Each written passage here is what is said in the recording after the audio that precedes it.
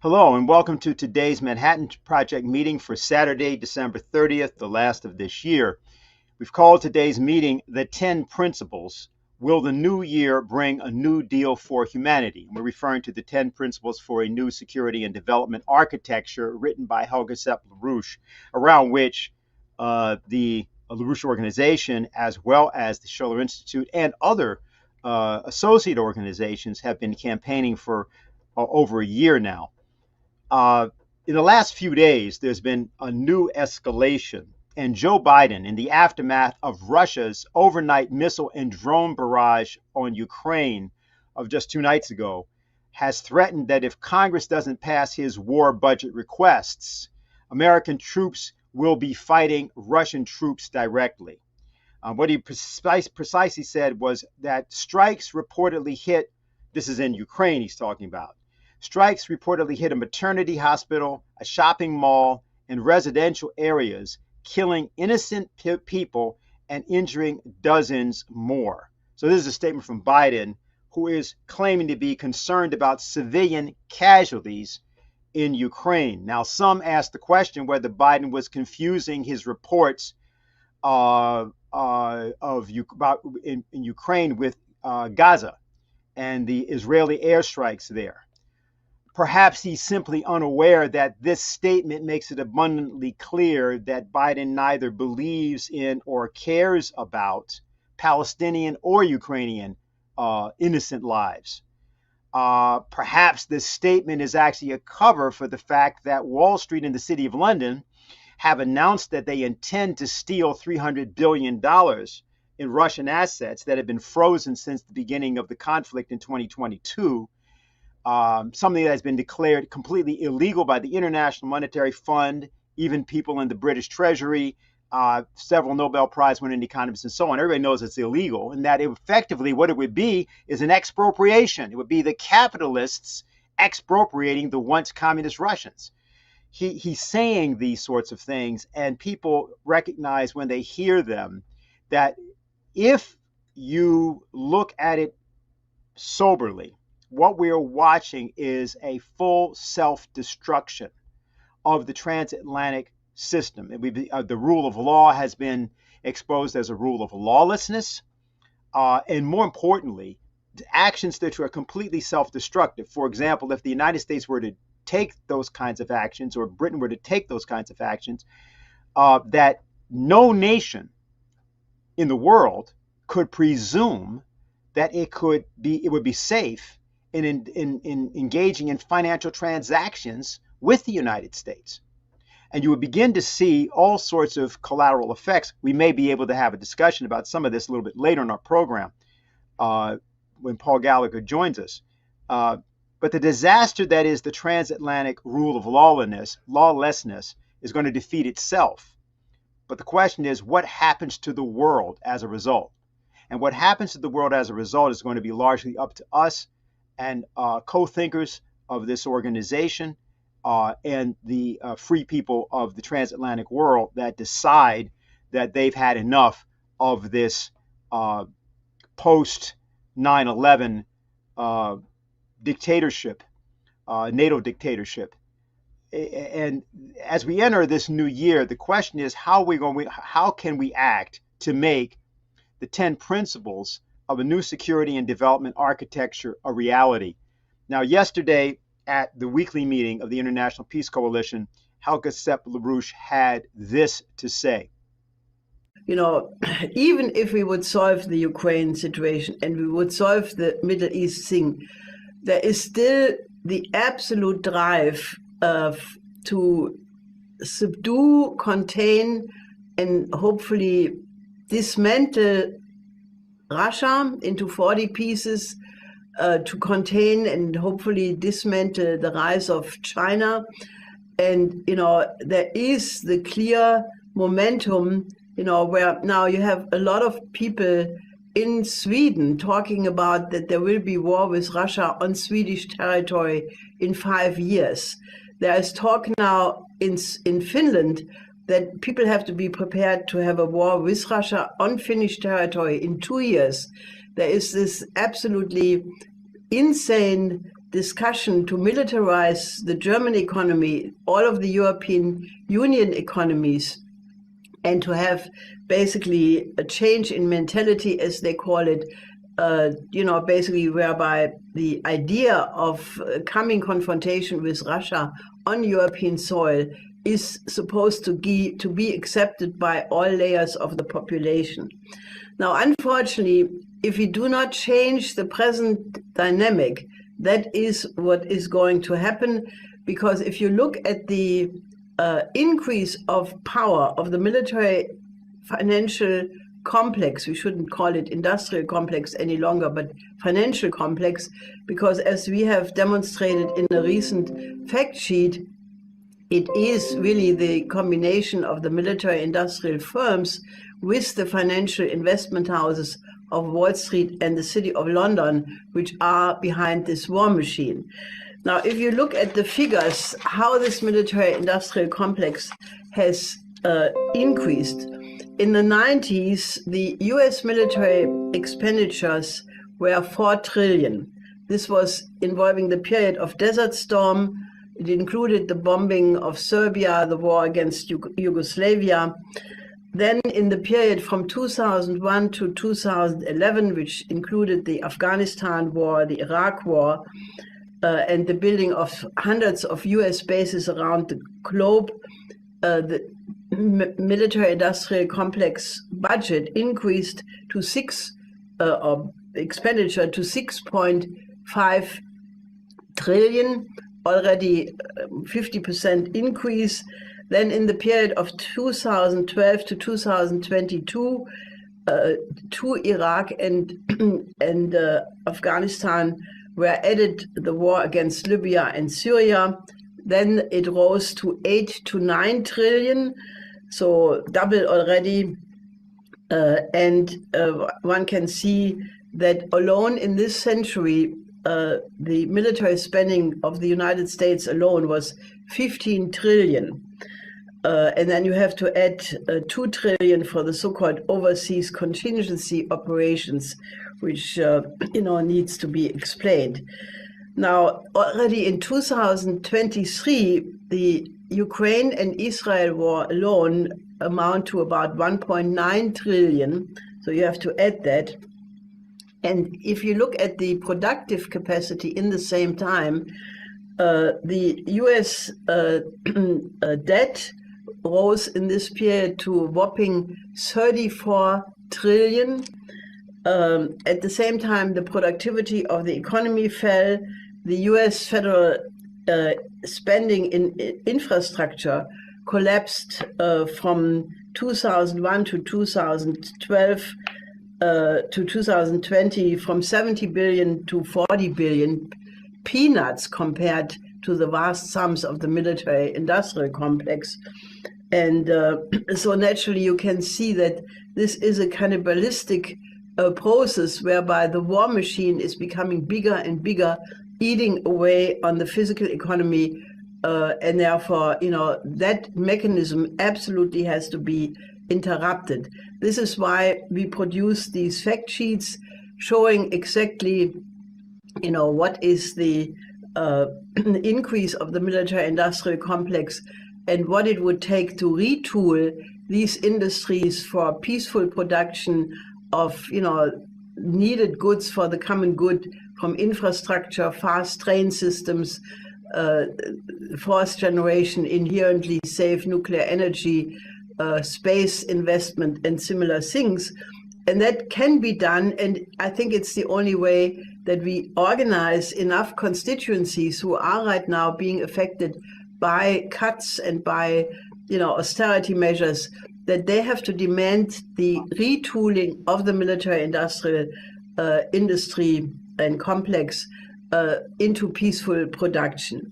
Now, I think I was extremely, happy is the wrong word, but moved by the fact that, I wrote a Christmas message to this effect about the need to turn swords into plowshares.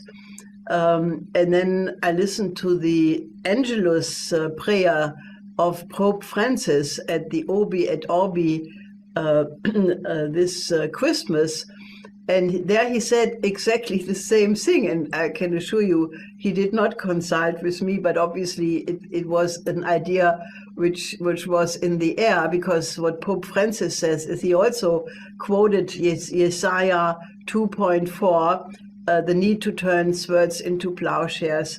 And he also said that we absolutely have to name the names of the military-industrial complex, because the people have to know who is responsible for the consequences of these policies. So I felt very encouraged by that, and I think that we should take that encouragement as an absolute need to ask not only all representatives of Christian religions to take up this demand of turning swords into plowshare, but to ask all representatives of all religions, Muslim, Jews, and others, to all support that. Because I think if you would get all the civil organizations, trade unions, farmers, entrepreneurs, and religious leaders to all demand that this policy changes before it is too late, I think we could gain such a momentum to make it happen. So let me stop at this point, and I can only say the coming year will be one of gigantic changes. I think the consequences of what will happen to the West in terms of the moral impact of this behavior is going to be absolutely tectonic. And naturally, you will have the rise of the BRICS plus, the countries of the global south, who are definitely moving in the direction of forming a new economic system. And, I have said many times that the only way how I can see that we are getting out of this incredible mortal danger to all of humanity is that we get the United States and European nations to stop the confrontation with Russia, China, and the global south, and to join with them in the building of a new world economic order. And that's why I have called for this new international security and development architecture, to have a huge conference, or to have many conferences about it, to discuss this idea and hopefully impact policy before it is too late. So that is really what I wanted to tell you in the beginning. Now, to discuss in particular Principle 10 of that new security and development architecture, we've selected a section from Lyndon LaRouche. And we do this also because we often have many new viewers who are not acquainted with Lyndon LaRouche, the late economist and statesman who passed away February 12th of 2019. And here, Lyndon LaRouche is giving us an idea about the fundamental difference between man and beast, but he's doing this in a way which allows us to understand what he calls the principle of action. Fundamental issue remains still. Can the United States redeem its own soul and break from the British monarchy? And can the United States lead the world to the kind of world which the founders intended to foster, the kind of world which Lincoln intended to foster, the kind of anti-colonialist, anti-imperial policy which Franklin Roosevelt would have carried out had he not died prematurely and be replaced by a small-minded idiot, Harry Truman, or the Carter type, shall we say.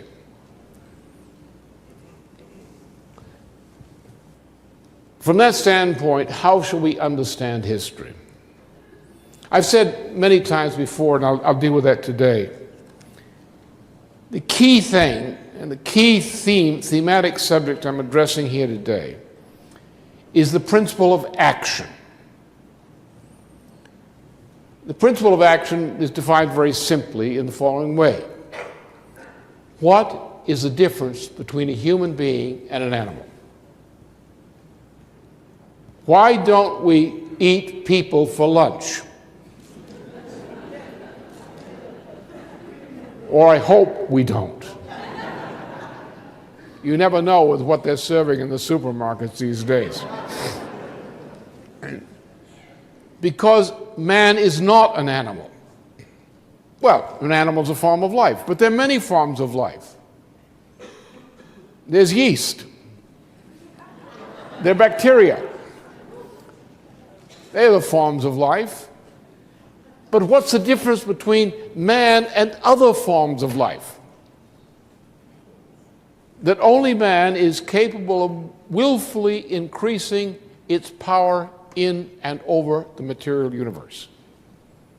Other species have a potential for adapting, but their potential to adapt is fixed.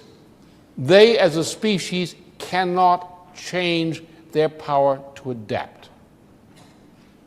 Only the human species, only the human individual can change the power of the human species, or any species, to adapt to the universe.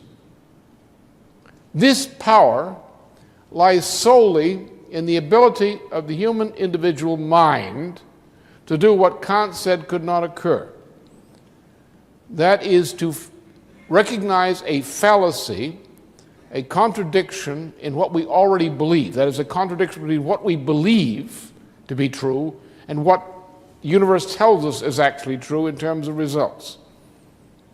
Mankind can resolve these contradictions, which are sometimes called ontological contradictions, through the individual mind by making a discovery of a universal principle, such as the principle of nature,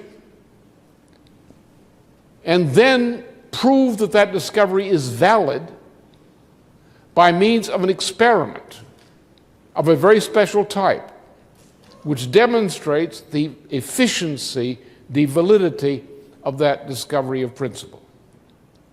A third step must be that we must share that discovery with others.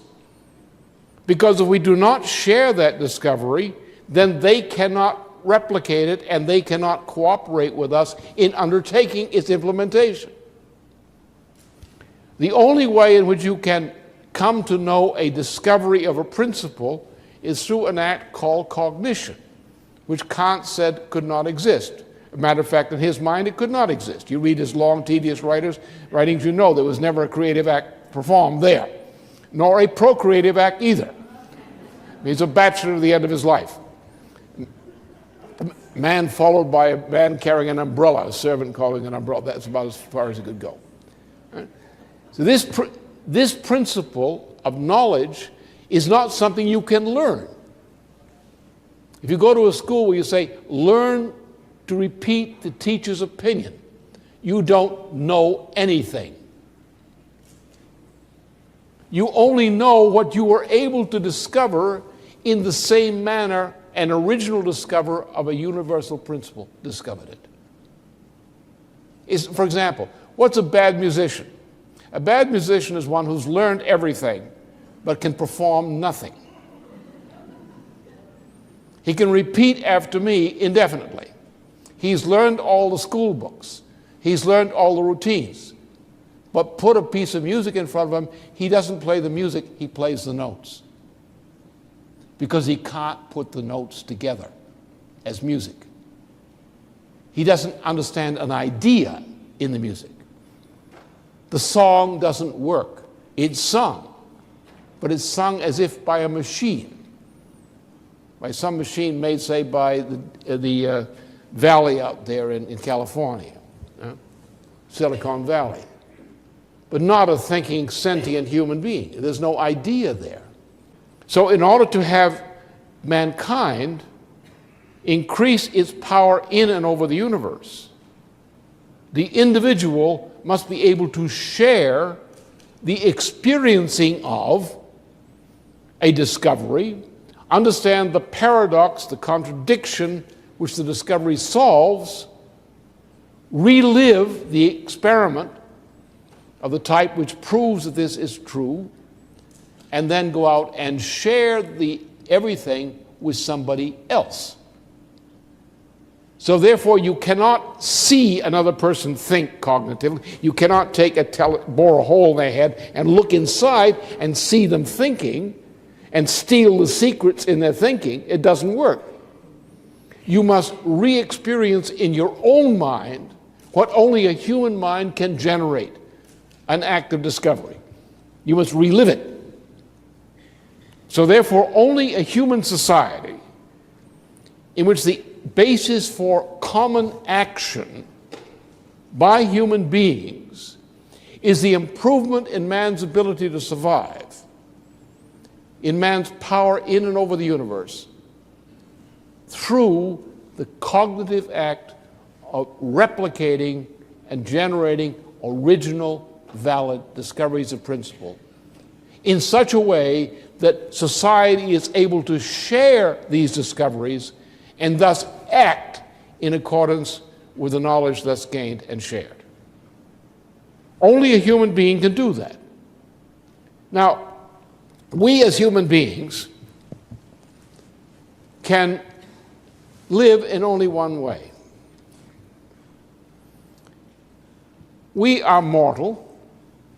Most of us know they were born, or at least they heard a rumor to that effect. And we all know we're going to die eventually. The machinery wears down. What happens to us?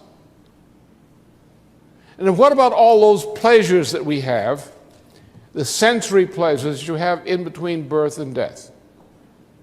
I mean, some people do eventually take the nipple out of their mouth, and go on to other things. But what happens to this whole plenum of pleasure-seeking, pleasure and pain, which some people think is important? Well, that pains me, I don't do it. That pleases me, therefore I do it constantly until it bores me, and then I do something else.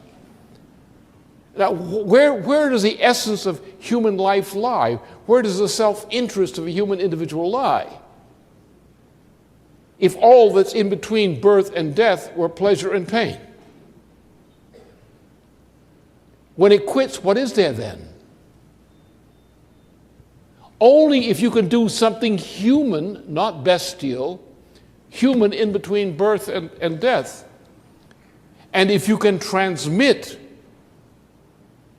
the benefit of what you transmit to others in the same way, then no matter how many generations of humanity in the future, you are a permanent, efficient part of that future. You live in the future as long as society continues to take the benefit of what you transmit. You, in turn, live on the basis of what you have received from thousands of generations before you. And when you go on, you say, what's important to me? Who am I? Well, what is important about you? What's important about you is what you contribute in the way of generating, accumulating, and transmitting these principles by means of which mankind is able to cooperate, and to cooperate in ways which increase the human species' power to exist, the power in and over nature. That's you. Therefore, what is your fundamental self-interest? Your fundamental self-interest is to make sure that what comes after you gives meaning to your having lived. Now, that is, of course, in stark contrast to any sort of end-of-the-year message or beginning-of-the-year message we can expect to hear from President Biden. But it is nonetheless a message from the leading proponent of the American presidential system of the past 40 or 50 years, Lyndon LaRouche. And what we're going to do in our next section is to take up something which is an ongoing project that's being carried out by researchers of Executive Intelligence Review in conjunction with other independent citizens, a kind of reconsideration of what people have often referred to as the military-industrial complex. We've renamed that the military-financial complex. But the way in which that process that we have seen since the time of Truman and Truman's dropping of the atomic bomb on Japan. Things have changed, and the process that was enacted as a result of those changes is the one that has gripped the very fabric of life in the United States and increasingly in all of the NATO countries, and threatens to strangle the productive capacities of those nations, as well as their populations, and in a form of what can only be called fascist society, maybe a new form of fascism, but that is what it is. Do not do that. It says here in the councils. Well, let me just take Eisenhower's statement on this, President Dwight Eisenhower's statement. In the councils of government, we must guard against the acquisition of unwarranted influence, whether sought or unsought, by the military-industrial complex. The potential for the disastrous rise of misplaced power exists and will persist. This is the famous quote from Eisenhower's farewell speech. To give you, as we did last week with Richard Freeman's presentation, an idea of what the latest is that we've developed on this matter. We've asked Paul Gallagher from Executive Intelligence Review to take a few minutes and just give you an update on one of the aspects of our research. So, Paul, I think you're there with us. Yes, I'm here. Can you hear me? Yep. Yes, we can. And we're seeing you, and we're seeing also Bill Jones in his festive sweater, which we'll have a chance to talk more about a little later. So, Paul, the floor is yours. Okay. I won't go into that, but maybe introduce it. The extraordinary influence and power that Eisenhower was talking about has long since turned into an influence on the United States financial system itself and on the viability of that financial system. So where our research and development of the idea of how to retool, convert the spending on military production into spending on development internationally, not only for the United States economy, but for the developing world as well.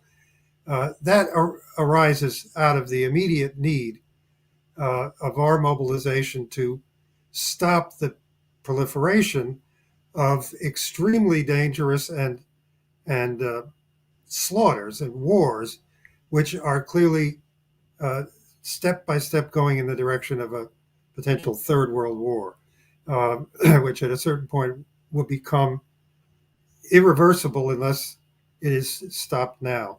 So that's how we have come to it, but there is this other very clear threat of a financial breakdown involved. Now, let me just start from the immediate current moment and then work back to the causes. We have right now a problem which could be summarized as the large hedge funds having taken over the market for U.S. Treasury securities, which is the largest market of any kind in the world, and is the market which is at the core of the dollar reserve system internationally. That market has been, according to many financial media articles, expert opinions, and so forth, now come to be dominated by a few very large hedge funds, to the point, and they are creating a great deal of volatility and instability in this market, again, the largest market of any kind in the world, in this treasury market, to the extent that it's been reported this month that the Securities and Exchange Commission of the United States is trying to plan changes in the rules governing certain kinds of derivative speculations that these hedge funds do, essentially to try to prevent them from doing those transactions. That's how dangerous That's so clear the danger of this hedge fund takeover and the substitution of buying of U.S. Treasury debt for simply making bets on it, buying bets on it, which is what these hedge funds are doing with borrowed money that sometimes is 50 times or more the amount of money that they're actually putting up. They're borrowing from the biggest banks in order to make these bets. This is a way to explode the largest market, financial market of any kind in the world. So there are what I would call feeble efforts that have been initiated by the SEC in particular to try to stop the trade, which could blow this up. Now, how did this come to be? First of all, the United States seized the assets of a number of other countries. Right now, it is discussing with European countries, many of them reluctant, nonetheless discussing with them ways to seize the biggest of all of these seizures, $300 billion plus valuation in frozen in Russian central bank assets, which were frozen in February of 2022 as a sanction against Russia over its military operation against Ukraine.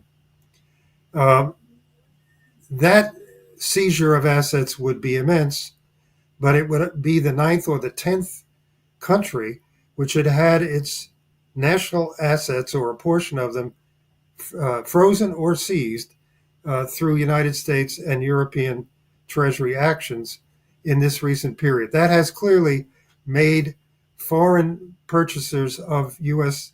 debt, U.S. Treasury bonds and bills and notes, it has made them pull back and stop their buying, and in fact, get into selling them off. So there's been a pretty dramatic shift away from holdings of U.S. Treasuries by the biggest foreign holders, that is Brazil, China, India, Japan in particular, been a pretty dramatic shift away. So that takes away part of the market of people to buy or institutions to buy debt the United States is issuing. Well, what's it issuing? It's issuing right now $200+ billion per month in new net debt. That is, setting aside the debt that's being issued in order to retire existing Treasury bonds, which are maturing, simply to retire them and replace them with new ones. Setting that aside, 200 billion net growth in the U.S. Federal debt per month, $450 to $500 billion per quarter, going on quarter after quarter, and projected by the Treasury itself to go on for the first 2 quarters of this year as well, to the point where the Treasury is talking about starting later this month, January, or later next month, January, starting to buy back its own debt in order to create an additional market for it, because that market is getting slimmer and slimmer, and that's why the hedge funds are taking it over. It is becoming a much bigger flood of debt, and at the same time, there are fewer purchasers of it. So this is a very, even in recent days, there has been a big jump up in what they call the overnight secured funding rate of the Treasury. It's maintained by the Fed, but it has to do with the rate on Treasury securities. There's a growing potential for a liquidity breakdown in, again, the largest financial market in the world, the market for U.S. Treasury securities. Now, what's the background to that, to the huge issuance now? If you look at the 24 years of the presidencies of Jimmy Carter, Ronald Reagan, George H.W. Bush, and Bill Clinton, 1977 to 2001. In those 24 years, the U.S. total federal debt grew from about $1+ trillion to roughly $5.5–6 trillion over 24 years. In the 23 years since then, the presidencies of George W. Bush, Obama, Trump, and thus far Biden, that debt has grown from, as I mentioned, roughly $6 trillion to $32 trillion as of the end of the last fiscal year. And in the fiscal year that has just started, it is projected to go to at least $34 trillion. So you're talking about a comparison of 24-year periods, a growth of from $1 trillion to about $6 trillion in U.S. total outstanding federal debt, and then a growth of from $6 trillion to $34 trillion in the next 24 years. This is a period in which the defense, and Helga went through this in the portion of her presentation you showed earlier. This is a period of the 21st century in which not even all of it, just in the fiscal years 2001 to 2021, the federal debt was augmented by 15 to 16 trillion dollars in U.S. defense spending. This was a period in which that spending went partially off budget so that Congress couldn't see it. That was the Overseas Contingency Operations Fund, funding the actual wars in which the United States armed forces were participating, regime change wars, Syria, Libya, Iraq, Afghanistan, and so on and so on. Hundreds of so-called global war on terror deployments of U.S. soldiers and Marines in bases and newly formed bases all over the world. This was being funneled into a contingency fund that Congress wasn't even voting, and then other kinds of expenditures could be shoveled into that same fund more surreptitiously in order to add $2 or $3 trillion to that 21st century figure. It does not compare in any way to the $4 trillion that were spent, for example, during the decade of the 1990s, then followed by 16 trillion plus off-budget spending, which characterized the next 20 years. So there has been an explosion in the debt, coordinated and coterminous with an explosion in U.S. on-budget and off-budget military spending for wars and for arming the wars conducted by allies, up to the point now of arming two of the wars which threaten World War III and which themselves are simply slaughterhouses. So this is where we come to the absolute necessity of shifting that funding. Now, where are we going to shift it to? That I won't get into in detail, but I will say one thing to end, that way back in 1983, August 1983, Lyndon LaRouche, shortly after Ronald Reagan had publicly announced the adoption of the Strategic Defense Initiative based upon the beam weapons program that LaRouche had been urging on him. Just a few months after that, in August 1983, LaRouche made a speech at a conference which was titled by him, Beam the Bomb. So this was this was an approach to reconversion for sure, where he was talking about converting the great effort being made on nuclear weapons and the delivery systems of all kinds for delivering nuclear weapons which could not be defended against and which would mean total destruction of an adversary, rather shifting that to large-scale investment in the development of defensive systems based on new physical principles, that is, laser and laser-like technologies.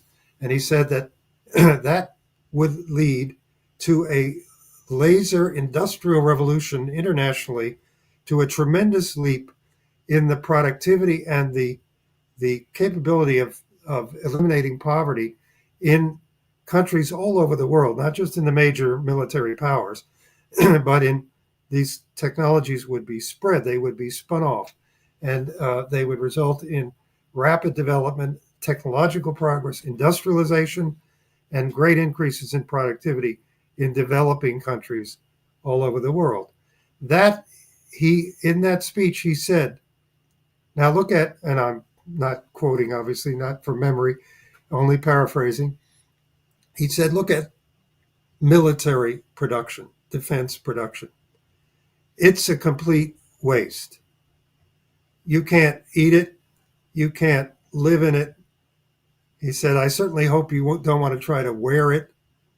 It's a complete destruction and waste of what is otherwise productively produced. But, he said, under certain policies, that entire defense military production can be seen as a kind of giant laboratory in which a tremendous amount of material is simply being produced and wasted and destroyed and thrown away, but in which some principles, technological principles, and even scientific principles of natural law are being discovered, and therefore the kernel of productivity, the source of productivity, is being struck at, is being discovered in individual invention, and turned into the greater productivity of the human race as a whole. So somewhere there, he said, that can be found even as tremendous amounts of waste and destruction are carried out. So that's if you have the intention to end war by making defense superior to offense. The intention now is the opposite. The intention is to spread war. The intention is to use wars in many parts of the world in order to attack and weaken and eventually conduct war with China. Right now, to approach war with Russia and conduct it in various ways. If that is the intention, then military production is a total waste, must be completely reconverted, retooled for the production of the means of development, the capital goods of development. And that's what our recent leaflets, Helga's statements, her Christmas statement, all of that was meant to give to the peace movement that we're helping to catalyze internationally, to give it an overall program which it can use. So that's what I would say about it. Okay, thanks a lot, Paul. Now, Paul has a limited amount of time to be with us today, and any questions that people have for him, we're happy to forward. But we want to do a little thing. Paul, we wanted you to take a look at the opening of today's The Duran Show. Some people know this is the one that Alex Mercouris runs together with his friend Alex Christoforo. And the reason we're doing this is the following. That is the LaRouche organization, publishes, there's something published called the EIR Alert Service. And it's a unique publication that has to be built as an alternative, not merely to the news, but to the entire political process people are presently involved in the United States. We need you to not only subscribe to it, but to recruit other people to subscribe. So what we're going to do is give you an idea of the difference between our product and others, not because others are necessarily bad in the simple sense, but it's completely of a different quality. Now, Paul has not seen the clip that we're about to show him. And what's going to happen is he's going to give us his response to it. And I am confident you'll see the difference between the two products. So if we can roll that clip.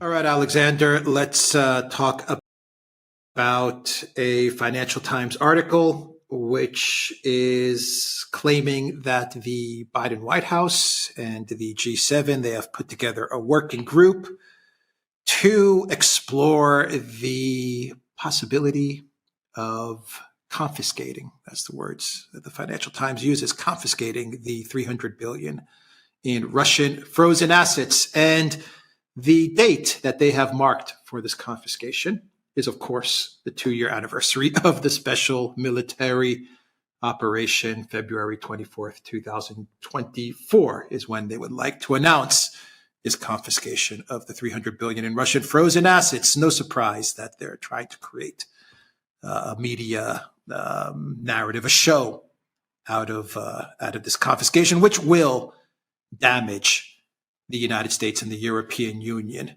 in a big way. But, Alexander, they've been warned by everybody, even the IMF, even US Nobel Prize winning economists. They've all warned the Biden White House and the European Union, don't do this.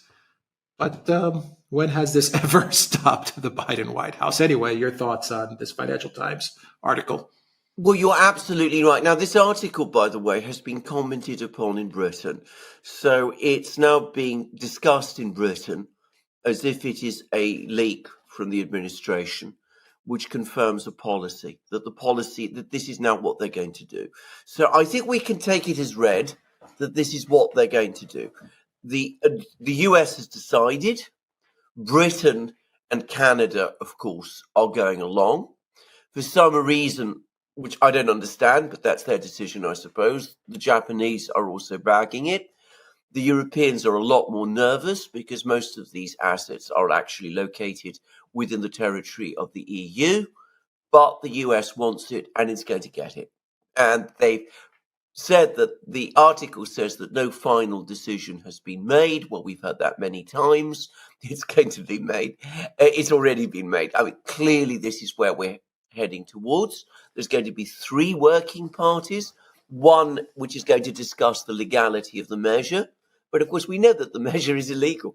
Every single credible, reputable lawyer who is a specialist in this area has said it is illegal. IMF has said it's illegal. Central banks have said it's illegal. The European Commission's legal department has said it is illegal. The British government's legal department apparently has said it's illegal. So what are we discussing? Why are we going to discuss the legality of a measure that we already know is illegal? In fact, it's clearly simply a device to create some kind of legal rationale for doing what the administration has decided to do. Okay, Paul, your comment. Well, the one thing that jumps out at me is these frozen Russian reserves are not held for the most part by the United States Treasury. That is, they're not under the jurisdiction.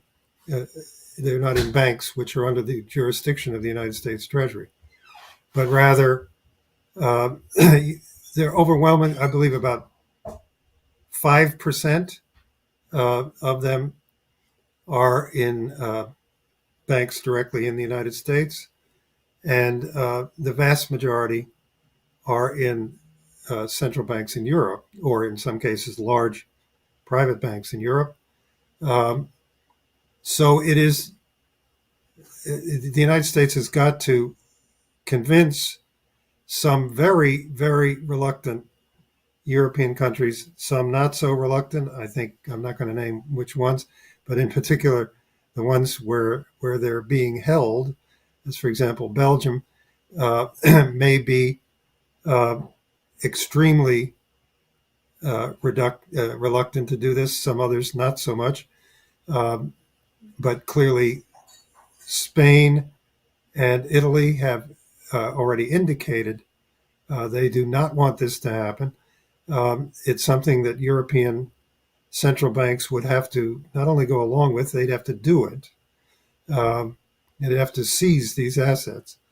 And that would then obviously let all hell break loose. The Russians, for one thing, have already said that they have compiled, upon being aware of this, and that it's now being pushed very hard, that they've compiled a list of assets that they could, of other nations involved, unfriendly nations as they call it, which they could seize and might.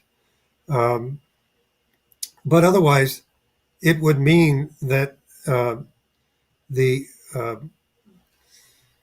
holding of assets in trust in banks would become, in major banks, would become completely distrusted internationally. If not only the United States, but the United States was able to drag along a bunch of European countries into a single action which would confiscate $300 billion or more, leave alone what it was that they intended to use it as a war fund against the country whose assets they were seizing. But even leaving that alone, it's a war measure in the first place. And if the United States was able to drag along so many countries to do it, then the custodial function of banks and even central banks internationally would be called completely into question and would be a matter of whether an imperial arm could sweep any amount of assets out of any bank or central bank in the world, and would clearly be a tremendous incentive, impetus, almost forcing the creation of essentially a system of monetary and credit arrangements independent of the United States financial system. In the process, I'm sure that it would have the effect of a hammer blow against the very huge treasury market, and because ironically, some of these Russian assets, not many of them at that point, but some of them are holdings of U.S. treasuries. It would have the effect of, I think, of a hammer blow against that market and against financial systems in the West if that was actually done. So none of that is to say that the Biden administration will not bend every effort to force Europeans to go along with this. But those are the stakes, and there's a lot of resistance to doing it. Yeah, thank you, Paul. There's obviously questions that come off that, but we're going to leave it there because you got to get going. Thank you very much for doing this. And actually, Bill may actually himself add a few things to comment on, given the fact that we're talking about Russia, Ukraine, NATO, and the United States. So thank you very much, Paul. Okay, Bill, thanks. thank you. And now we're going to go to Mr. Christmas himself, Bill Jones, sitting here and ready to do battle on behalf of Great. the forces of joy and light. We've got to have a little optimism in this darkened perspective that we have in front of us in the world situation. At the end of the year, of course, countries as well as people generally do an examination of what went on during the year, and sometimes, as individuals do, they make New Year's promises that they will do better in the next year. Countries have been doing this. China did a summation of their view of not only the year, but really of the whole development of the country since the 18th Party Congress, which was in 2012 when President Xi Jinping took over. They had a conference on especially foreign policy, in which not only foreign policy officials were invited, but most of the political bureau of the Communist Party, people from provincial leaders, municipal leaders, etc., to give a picture of where China has come and where it's going to go. And it was generally with great satisfaction, in spite of all the difficulties that they have encountered, not least of all in difficulties in the U.S.-China relationship. They have felt that China now has become a major player on the world stage, that the Belt and Road Initiative, the poverty alleviation programs, the call for a community with a shared future as an alternative to this geopolitical competition, rivalry, and potential conflicts was now winning the hearts and minds of the world population. And in spite of the fact that the US China relationship, while relatively stable after this latest meeting between President Biden and Xi Jinping, nevertheless remains a very contentious relationship because of the US desire to remain the great, as they call it, the hegemon, or the big guy on the block who will be making the rules for everybody else. It causes also a lot of disturbances for the Chinese as well as for other countries of the world. Nevertheless, at this conference, the value of the U.S. China relationship, while being maintained as a value, is a little lower in the category of things they wish to achieve. And more importantly for them is the relationship that they have established with the other countries of the world in trying to move the world away from these wars and conflicts that have largely been provoked by the West, or by the US, and by the US and the British over the last few years, towards a world of greater harmony and peace. And they feel that that's where their strength at this point lies. Russia probably did a review. I don't know of any specific meeting that was held looking back on the year, but there were a number of meetings that they have just talked about where President Putin took place, where they did an estimate of where they stand now. And their position, in spite of the tremendous pressure that they're under, including these latest sanctions that Paul mentioned, are still in relatively good shape in terms of the economic growth, in terms of being able to continue with a policy of developing their transportation networks. Russia, as you probably know, encompasses, I think it's 11 time zones. There are so many raw materials and minerals underneath the soil of this great expanse that can provide the means for the world to continue producing for decades to come. And Russia is intent on continuing a program that Putin initiated 10 years ago, but a program which has been part of the history of Russia as a modern nation since the 1700s, since Peter the Great, to use these resources of the Siberian plateau, the Siberian heartland, to utilize that for their own purposes and to provide for the world the mineral and other resources that the world needs for the global supply chain. They're doing this, of course, in close economic cooperation with China, which can provide much of the expertise and much of the financing that would not be available from the Russians. But they have themselves a cumulative source of scientific knowledge and experience over the years that can also provide them the impetus for that. If the United States and the West would look back over this year, and I don't think they're going to do that, because you would see an era of absolute failure and devastation.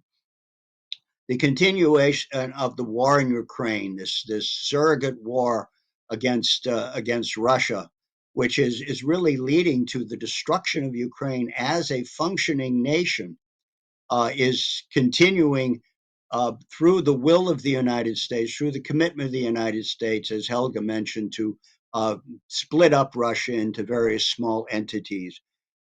It is not going well. The Ukrainians are running out of forces.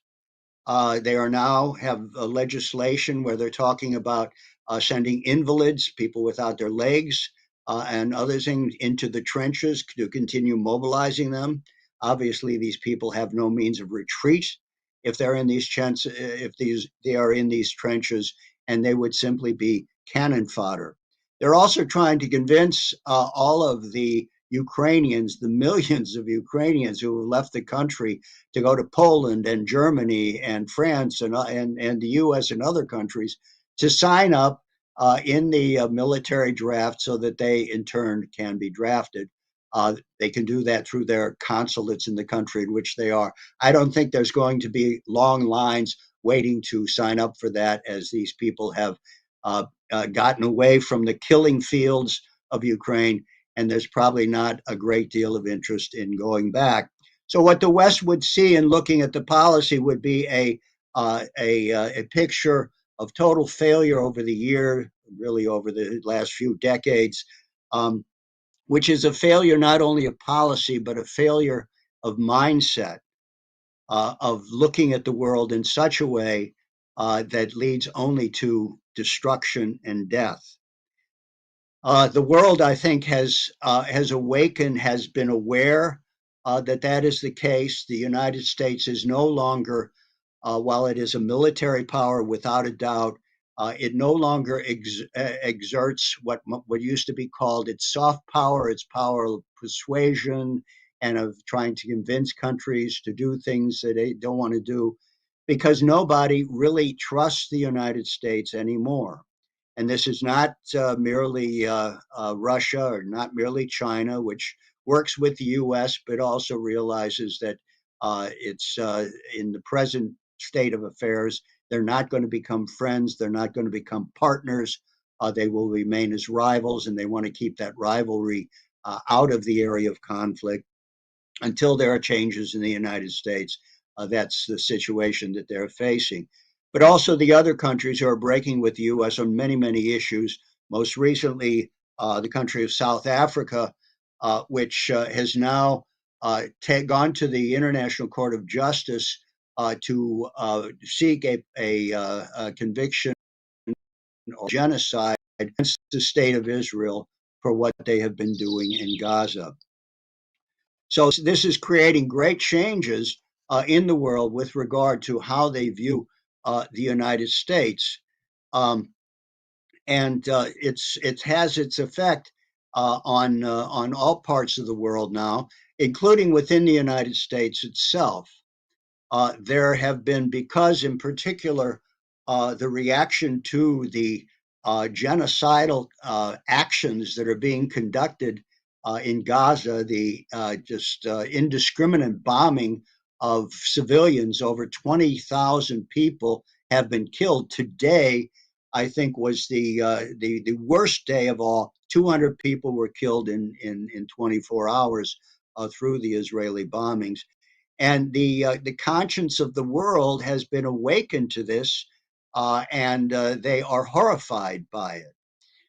Also, here in the United States, you see the demonstrations going on that have disrupted the Christmas trips at the airports and elsewhere. You see even Jewish groups who are out appalled at the tremendous genocide that's being conducted by the Netanyahu government. There's a tremendous ferment going on in which people are looking for alternative pathways, for an alternative paradigm to what has led to tremendous devastation. And this is an important, I think it's important for us, because what Helga is doing with the International Peace Coalition, that is uniting globally people for this, to put a stop to the war, to create a new paradigm, a new pathway, a new model of relationships between countries, is also bringing in those Americans that understand how the country has totally gone astray. And of course, the statements being made by Biden and Austin with regard to Ukraine, that if at a certain point maybe U.S. troops would be involved in a war with Russia. They're saying not that they're going to send troops to Ukraine. Probably are troops already there under surreptitious cover. But going in directly, of course, Ukraine is not a member of NATO. There is no treaty agreement there, but they're saying that if Russia would go into another NATO country, they would send troops there. Russia is, of course, not going to do this. Vladimir Putin is far from the fool that he's been described as in the U.S. press. He's a very astute politician. That is not going to happen. So there will not be that pretext, but given the nature of the mindset of the U.S. Military financial elites, they may break the rules and not take any regard to a treaty and send troops in there. Everything is up in the air at the moment.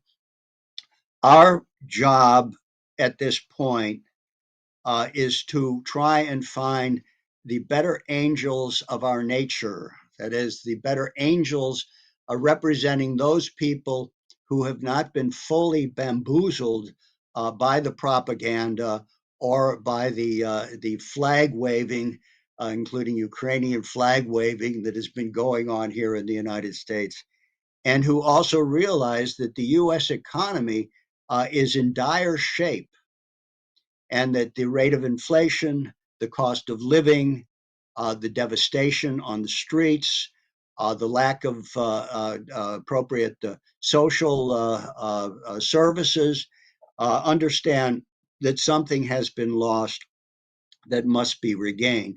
These are the people who you want to become, these are the better angels that have to be mobilized to change the direction in which the country is going.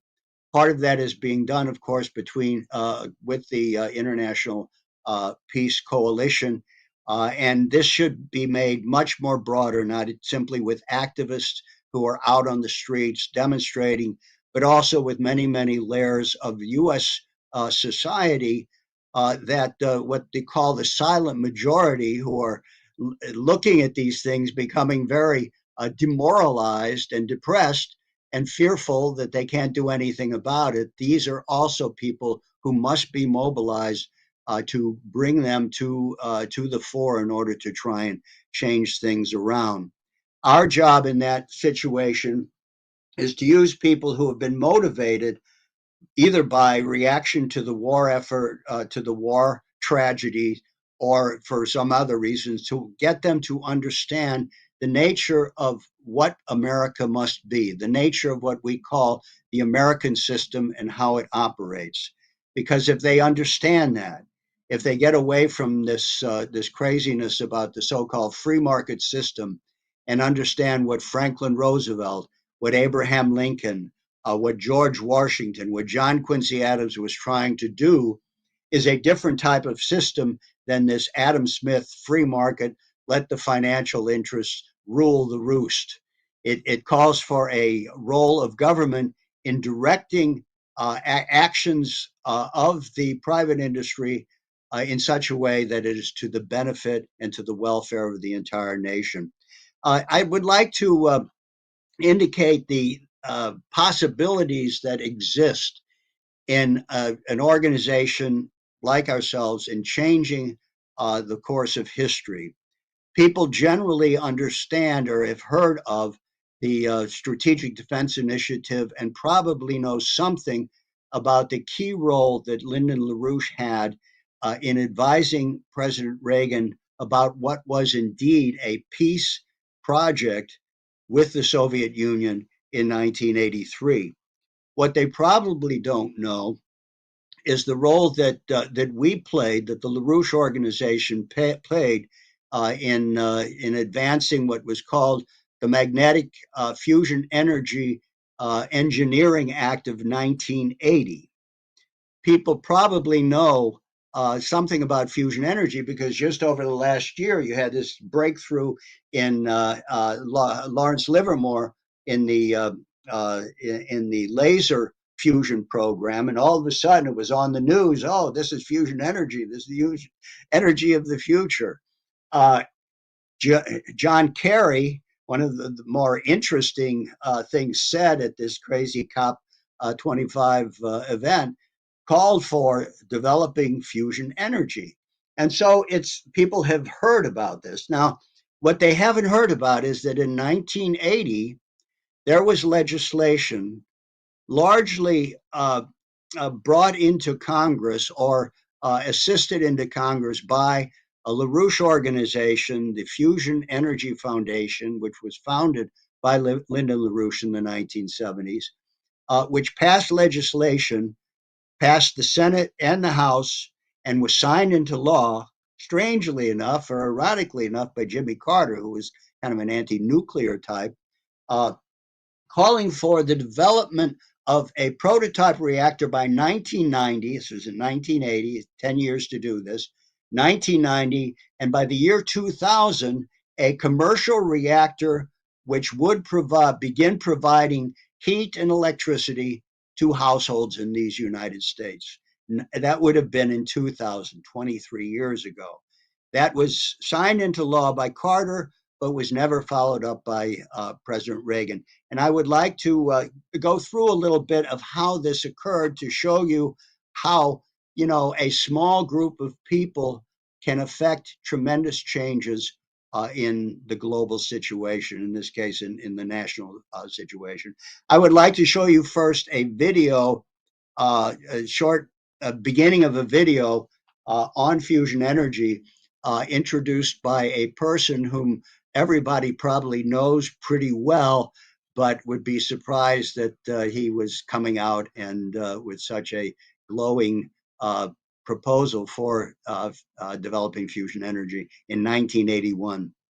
If you can play that first few minutes of that.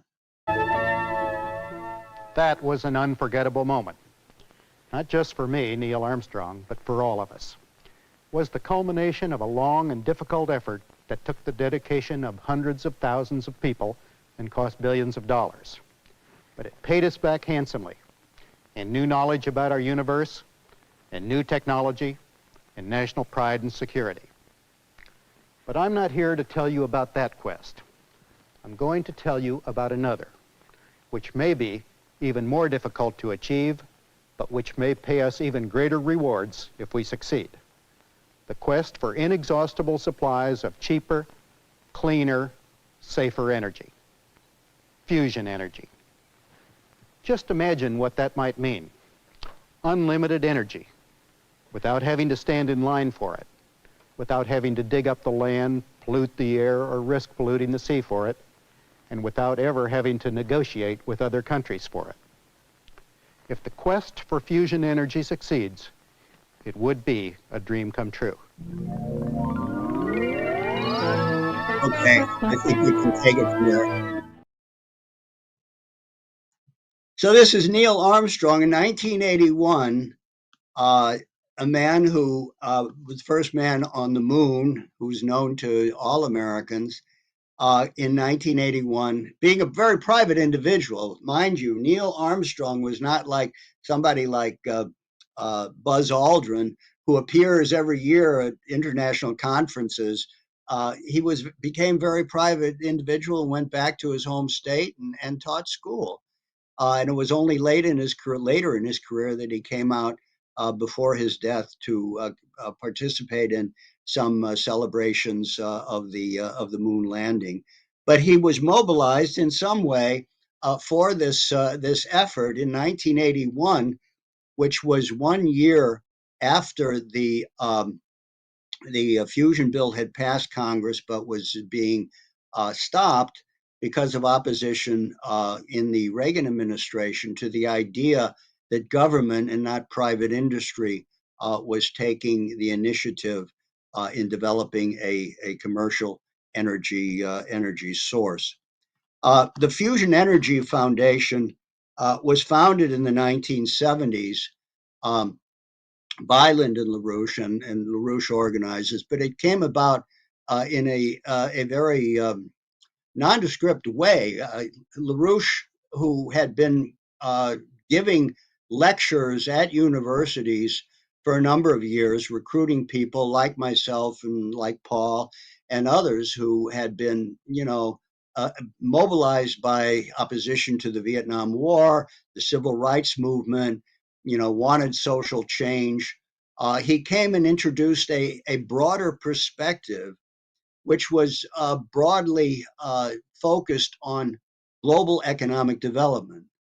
That is, LaRouche, who was a veteran of World War II, had been in India, saw the tremendous poverty and devastation, came back to the United States with the commitment that we must use American methods and techniques in order to industrialize these countries in the developing world so that they too can have the type of prosperity that every individual should have.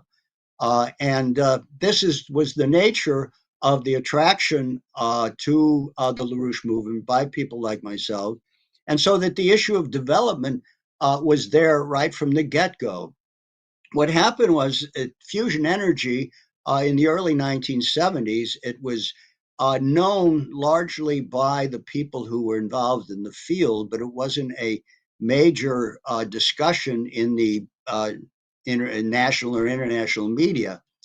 A couple of our organizers in the LaRouche organization picked up in a scientific magazine, a small indication of this fusion energy, which had been until 1958. It was a classified program, both here and both in the Soviet Union, where it was also already being worked on. But by the 70s, of course, there was some discussion of it, and they found this very interesting, that this would be consistent with the development policy, have unlimited source of energy. This would be a wonderful thing. And they simply, went out with a leaflet in Greenwich Village with a call for the United States should begin thinking of developing this fusion energy. And one of these leaflets went to the Courant Institute of Mathematics, which is right down there by Greenwich Village near Washington Square Park. And one of the scientists at the Courant Institute, who had been involved in fusion research since the 1950s, was absolutely flabbergasted that there were a couple of people out on the streets passing out leaflets calling for the development of fusion energy. And so the Courant Institute, this professor at the Courant Institute, invited them in to come and speak about, what they knew and what they were doing. And of course, they weren't experts in fusion energy, whereas the professor was, but he was impressed by the fact that this was becoming something of a public public movement, at least on a very small scale. And so he would tell them about what they were doing. At the time, this material was not classified. And it opened up the door to a section of the population at that point, which we had not, been fully aware of in terms of their openness to supporting such a development policy through the Fusion Energy Development Program. And this involved not only people at the Courant Institute, but ultimately, contacts at Lawrence Livermore, at Princeton, at Oak Ridge, all of these places where they were conducting experiments with fusion. And as the discussions went on, it was felt that the LaRouche organization should have something focusing on that. And so we created, together with some of these scientists, the Fusion Energy Foundation, which was a nonprofit organization that would be aimed at promoting the development of thermonuclear fusion power. At the same time, the Fusion Energy Foundation would give out a monthly magazine called Fusion, in which we and they and people in the fusion community could write non-technical articles for the general public to explain to them what fusion energy was all about. And my wife, Marcia Freeman, who passed away just a few months ago, was very much involved in this work.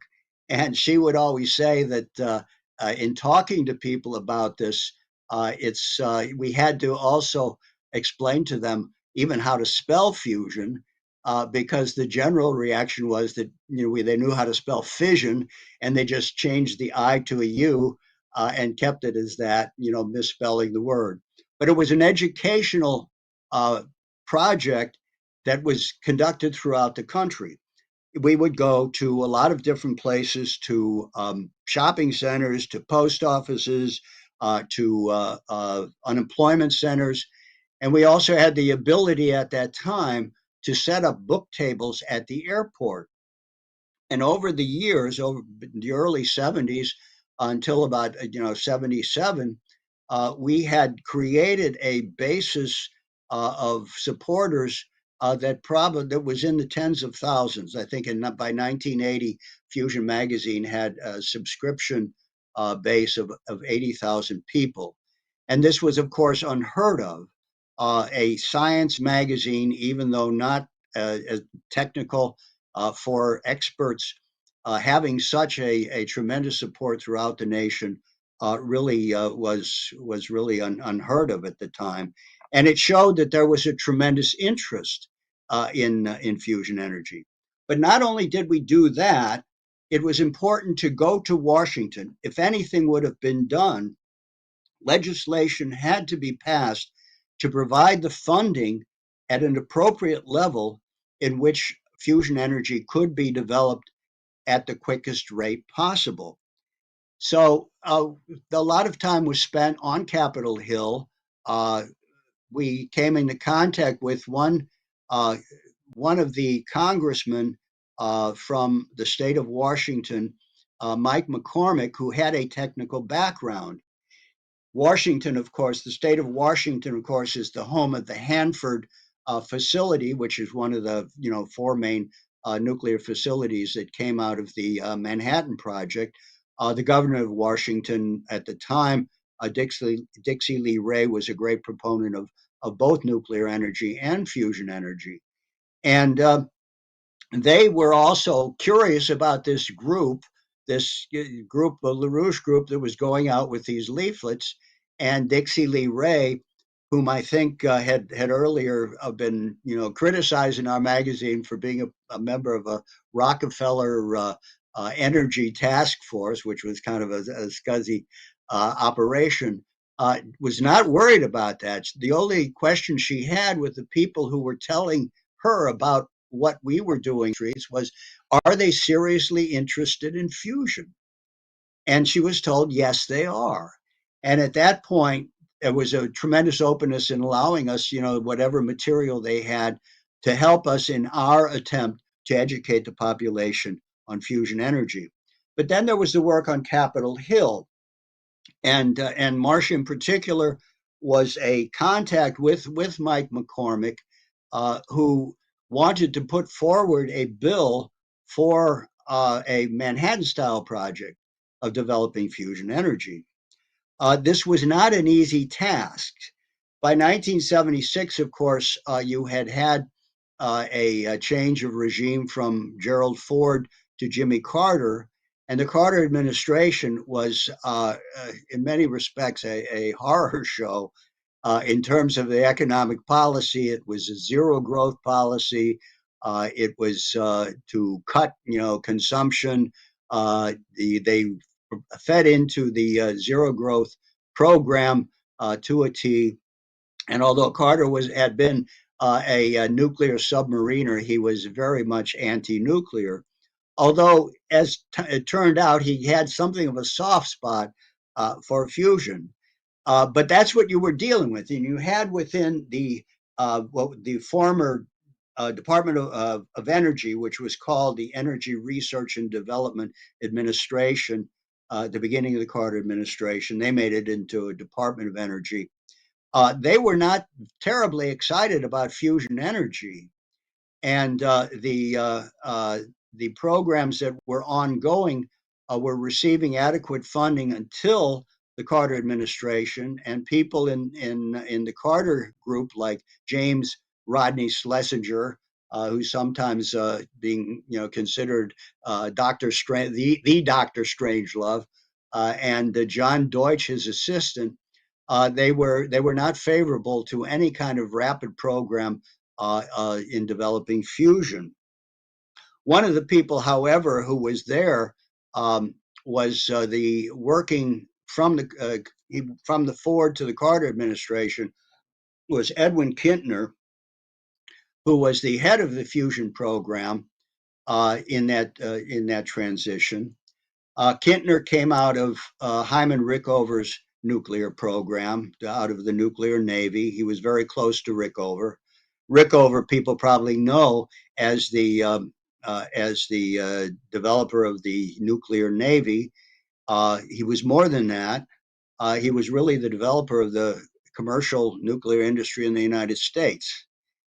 And that the reactor that he developed to fit into the submarine then became was called light water reactor, then became the basis for the first commercial reactor in the United States. And Rickover was no slouch. He was a very rigorous and determined individual who often had to fight the Navy on this issue. But he was at the same time a member of the Atomic Energy Commission as well as the U.S. Navy, so he could use two hats to try and get around the roadblocks that were put up against him. And he developed this effective reactor that became the basis for the Nautilus, the first nuclear submarine. But then he was asked to take charge of the first commercial nuclear reactor at Shippingport. I can't remember where that is in Massachusetts. And he used the basic reactor in the submarine and upgraded that, essentially as a light water reactor to create the first commercial reactor, which was dedicated by President Eisenhower during his administration.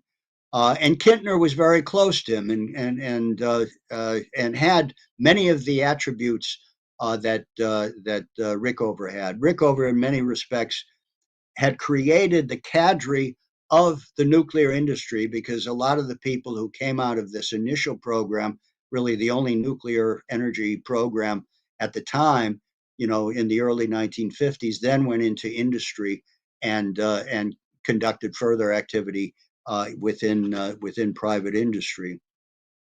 Kintner, of course, became very close to us because we were enthusiastic about fusion. We were doing things on the street.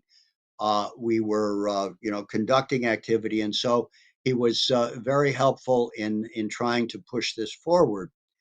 What we accomplished in this, I think, was instrumental in getting legislation, because while we had Mike McCormick from the state of Washington, who was very eager to do this and took many of the ideas that we had been put forward on how the program should be developed, he realized that his compatriots didn't know much about it.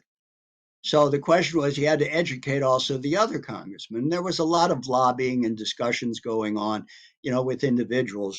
But more importantly, is that we had created fusion subscribers in the tens of thousands. And we had a list of each individual state where we had fusion subscribers. And many of these people were not simply, individuals. A lot were farmers and, laborers and others, but there were also heads of, power plants, people in government. And we got them to mobilize.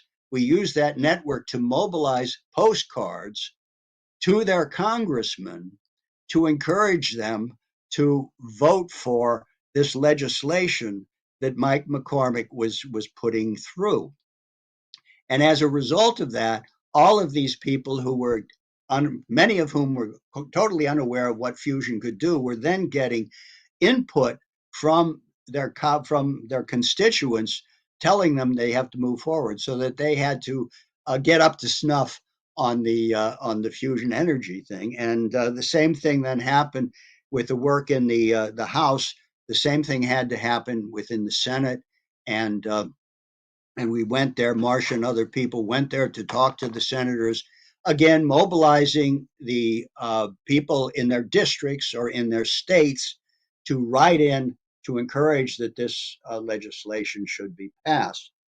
So by 1980 or by 1979, you had the bills passed in both the House and the Senate, calling for the creation of a prototype reactor by 1990 and a commercial reactor by the year 2000.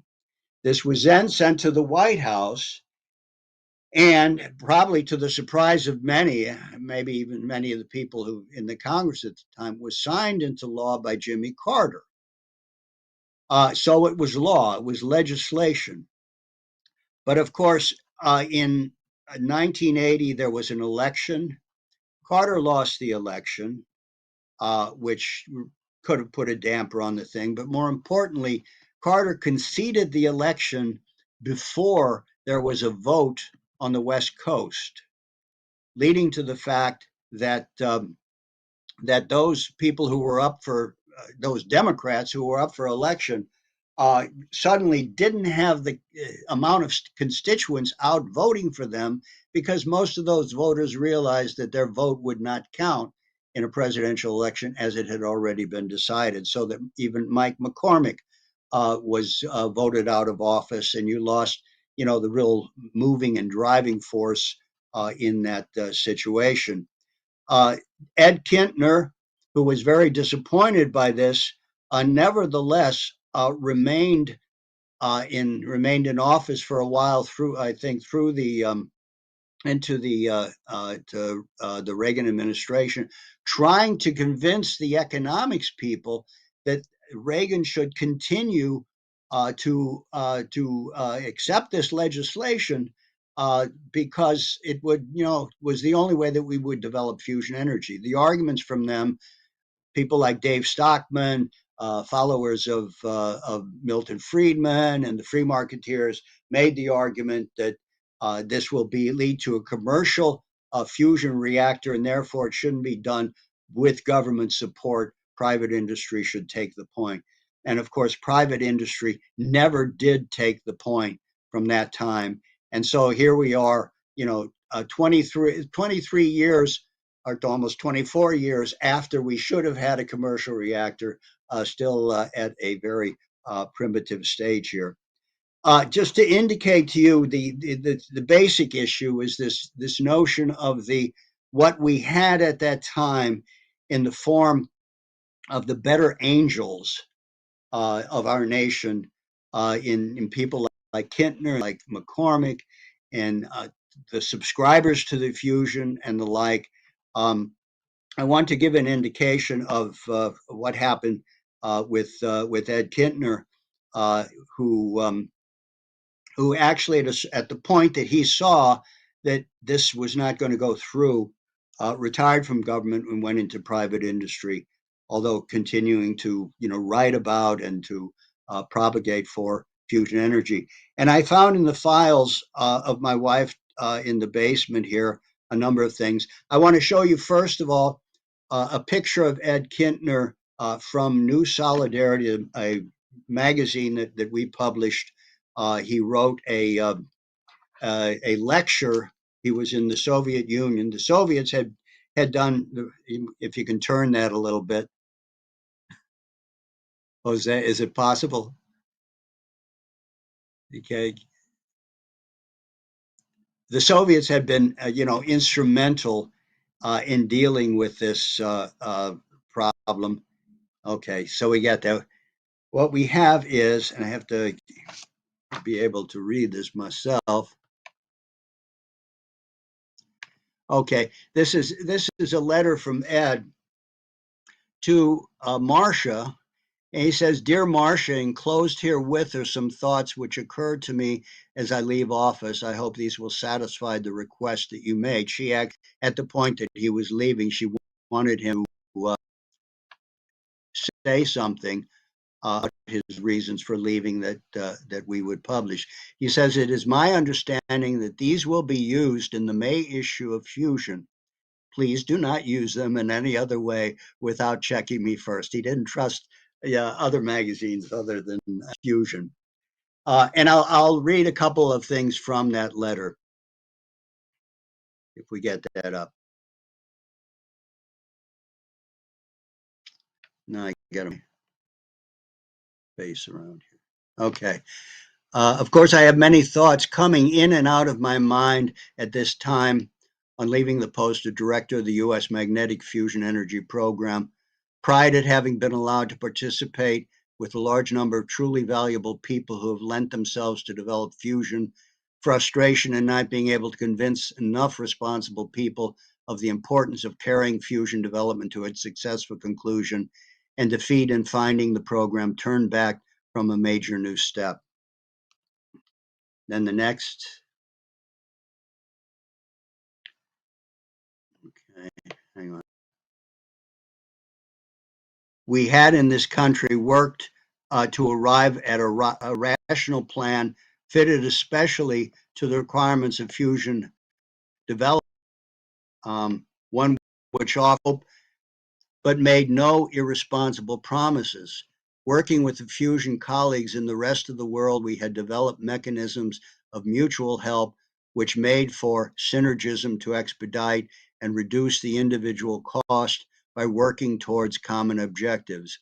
Our plans had undergone intensive scientific review and had been translated into a national policy, one which would have given us the knowledge within a decade of how useful fusion could be and when it could be expected to provide a significant part of energy requirements. So that's where we were at that point, and we have yet to get back to that point at this time. But the important thing.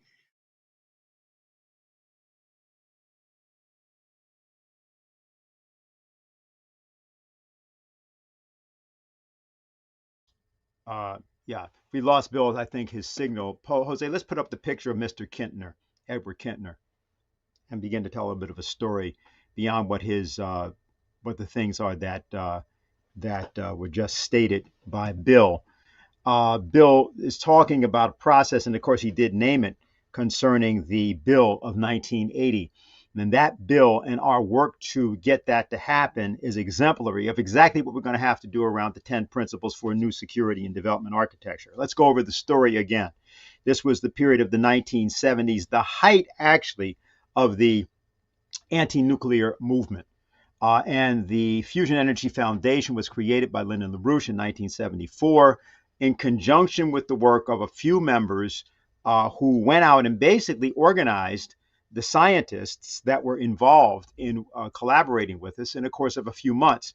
This was done by a combination of bus trips, what we might call magic bus trips, where members would just get in the bus and go to a particular location, university, college, for sometimes to people's homes, and talk to them about what it is that we were trying to do. He told the story about Greenwich Village and what happened there. But I just want to point out that this was an effort that was done by people going out on the street and selling a magazine, Fusion magazine. And although we've talked about it in terms of the subscriptions, that's a picture. You can put it back up. That's Edward Kintner, whom we're talking about. Mr. Kintner has indicated in those documents that Bill was just quoting what had been done, what had been reached. And that process of reaching that policy initiative was the result of our organization. Against all odds, we got our arch enemy, Jimmy Carter, whom we spent all of 1976, 78, and 75 attacking. Our arch enemy actually put that bill, he signed that bill into law. So it was not merely that we won over the Democratic Party and the Republican Party at that time, despite the fact that we had no elected officials in government ourselves, but it was our arch enemy signed it into law. So these things can be done. It's a matter of understanding the way in which forces and power of ideas works.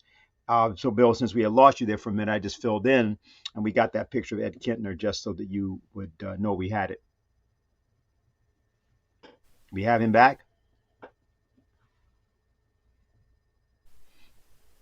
Okay, so what I want to just say otherwise about that aspect of the narrative, let me just tell people, because this is actually just from today, the news concerning space and the relevance of it to what we're talking about. Because although this discussion that he's going through right now around thermonuclear fusion and what we did may seem to be unrelated, the issue of war, the issue of the war budgets, and the issue of the war machine, the so-called military financial complex, is what exactly are you going to replace it with? For the people that, for example, often talk correctly about ridding the world of nuclear weapons, exactly how do you intend to do that? You're not going to get people by treaty, and clearly not in an environment in which the United States in specific and the transatlantic nations as a whole have been provoking thermonuclear war with Russia. You're certainly not going to have an arms agreement that's going to do anything about that. You'd have to have a combination of processes that were placed into motion around a new security and development architecture. And one of the areas where you may be able to inspire people to understand why that collaboration would be able to happen is space travel. Some remember that during the BRICS conference of last year, which was held down in Johannesburg, South Africa, that the nation of India successfully landed a lunar lander on the moon, and it caused extraordinary pride, both for India but also for the nations of the developing sector, because it's well known to them that the attitude is that the little brown and black brothers can't do what had been done by the United States and, of course, China. But in fact, it was done in the area of space, which, of course, is the birthright, if you want to put it that way, of all of humanity, no particular nation or group of people. This January, actually, there are a series of missions that are planned toward the moon. In January or February, a SpaceX rocket is scheduled to launch cargo to the moon. On January 19th or 21st, the lunar lander Nova C from the company Intuitive Machine is expected to land on the moon. There is a possibility that the Japanese are going to do the same. They have a mission which is called SLIM, S-L-I-M, which has been on its way since last September, and they are going to attempt to land. There's another mission called the Astrobotics Peregrine Lander. Now, that launch had been postponed from Christmas to the beginning of January, and they may also attempt a moon landing in January. So what's involved here is that Japan could become the fifth nation to achieve a moon landing after the United States, the Soviet Union, that's how long since Russia's actually been at the moon, China, and India. And both Intuitive Machine and Astrobotic could become the first commercial companies to successfully land on the moon. But the thing to be looked at is that actually 50 years after Apollo, it's still the case that moon landings are a challenge. And the reason for that is because of the loss of commitment to technological progress that has been with us since the era of the environmentalist movement, and its opposition actually to solving the problem of so-called emissions, of pollution. I'm not going to say CO2 emissions because CO2 emissions are not a problem. But if you were interested in the idea of non-polluting energy, if you were interested in the idea of being able to create a frontier for scientific research and development, which was collaborative globally and could result in making available greater amounts of energy per capita and per nation for the whole world without that being any form of penalty that anybody had to go through, then you would have supported thermonuclear fusion.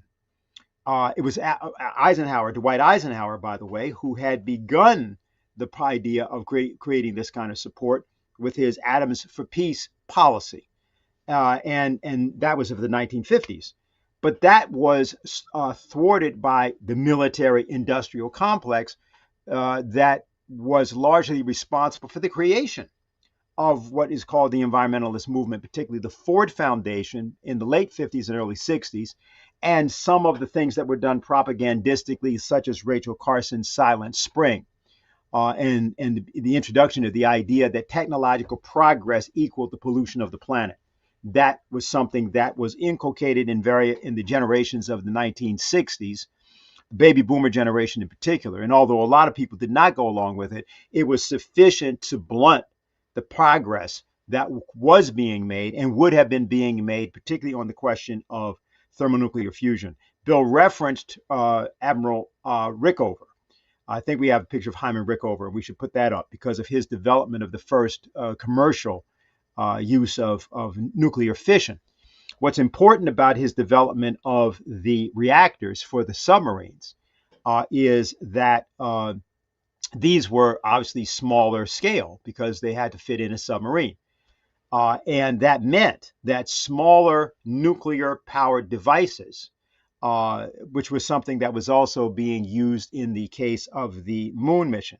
That was Admiral Rickover. You can just leave it up. Okay, that the idea of these being done for scale meant that you were working on developing nuclear powered devices no larger than a small office building, and thus cheapening and making commercially viable nuclear power that could be done on the assembly line. And by doing these kinds of standardized designs, you would have been able to design them in the safest possible way. And people like Rickover were extraordinarily rigorous on that. Note that you have never heard about a large number of people, military, who worked on nuclear powered submarines, coming down with various forms of nuclear cancers, etc. There's no such thing. And these people are often on these ships for as long as 4 years at a time. So today, it can be said since COP28, it's fine, you can take the picture down now. Since COP28, what has happened is that there's been a resurgence of a discussion of both nuclear fission and fusion. Some of this actually coming from the United States, particularly John Kerry, who at COP28 brought both of these up. What they actually mean, how serious they are, whether or not these are initiatives that can be trusted is another thing. But in terms of our organization, what its role has been, its own history, and how we've intervened on it, certainly our capability is to take advantage of and maybe appropriate these new statements from the United States. So Bill, I was just filling in while you were off, since we didn't have a connection for you. So. Yeah, no, I lost Go ahead. that. Yeah, listen, the only thing I want to say in conclusion is that we've got a different situation today. I mean, the great opportunity we had at the time when we were doing this in the 1970s is that you had so many people who came out of the Depression and World War II. You know, they called it the greatest generation, whatever. They had that experience behind them, and that provided a bulwark of support for fusion. These were the people who bought fusion subscriptions, who were supporting us in those days. It's a little different now because the culture has degenerated to such an extent with regard to the effects of the zero growth movement, which still plays a role today. Some of the degeneration of culture, some of the lack of understanding of what American history is really all about. And so, in terms of the turmoil that's going on and the ferment among people coming together to stop the war, to call for a ceasefire, to change the direction of America, that our role remains that of trying to educate them in the principles of a new paradigm. These 10 laws that Helga had put forward, the notion that we have to go to a world in which nations no longer fight with each other but learn to cooperate. We saw that cooperation. One of the things that Ed Kintner wrote in New Solidarity, was after a visit to Russia, where he was looking at the tokamak reactors, which now are probably the most likely a type of fusion energy devices that would produce commercial energy, which was developed by the Soviet Union and which had been developed by a Russian scientist, Lev Andreevich Artemitsov, who had passed away, but they went to his grave. And there was this cooperation, notion of working together for the greater good of humanity, that has also been lost, especially in the latest, attacks against the so-called, autocratic states, China and Russia. And the only way that people can begin to understand this is if they begin to understand how the American system operates. Because what the Chinese and what the Russians are doing are implementing under definitely different social forms an American system policy focused on advancing science and technology in order to create greater benefit and a higher standard of living for their own populations. And they see it not in terms of some kind of competition, as has been talked about today, where the United States all of a sudden feels that, oh, look, we're behind the times here. In order to come ahead, we're not going to simply try and do better or advance a program which is more advanced. We're going to try and sabotage what these other countries are doing instead of taking advantage of the fact of advances that they have been made in order to push forward our own program. We see this unfortunately in space, which has always been an area of cooperation, collaboration between Soviet Union and the United States and other countries. This is being undermined as well. But people know the history, people know the tradition, and that is the thing that one has to act upon in order to create the change in their own way of thinking in order to try and get the country back together. That's the educational work that we have to conduct in what is going to become a much greater, I think in this year too, a much greater realm of turmoil with the economic situation, increasing strikes. There will be, as long as these wars go on, there will be, opposition, growing opposition to these. And those are the things that we have to intervene in to try and find the better angels in that group and to educate them to a higher understanding of where the world must go. And in that sense, I'm optimistic in spite of the tremendous danger that exists. That not only in the global situation with China and Russia moving in a different direction, but also with the growing opposition to what America has become under the rule of this financial military oligarchy, will have a reaction among the American people, and we can put things straight again in 2024. This is my hope. Okay, thanks a lot, Bill. Now we have several questions, and I'm going to put a couple of them together, both because of time, but also because they probably are better answered together. One is from Derek, and one is from Steve. Now, so Derek is making a statement, which I will read slowly so that you see what he's saying, and you may want to respond. You'll see what my point is. It is the following. He says, I wonder how far the steam engine would have advanced in development if the oil industry hadn't sabotaged it. I wonder how far the steam engine would have advanced in development if the oil industry hadn't sabotaged it. That's his question. Okay. The second question, which is from Steve, simply states, is green energy like wind and solar 16 times more expensive per kilowatt hour than fossil fuel generation? Is green energy like wind and solar 16 times more expensive per kilowatt hour than fossil fuel generation? Okay, so those are the two questions. Well, the first question, I don't know if you talk about how far, steam can be developed. It's still in use. I mean, even in the nuclear industry, in creating power for homes, it still plays a major role. But we have a more intensive energy source for producing that steam.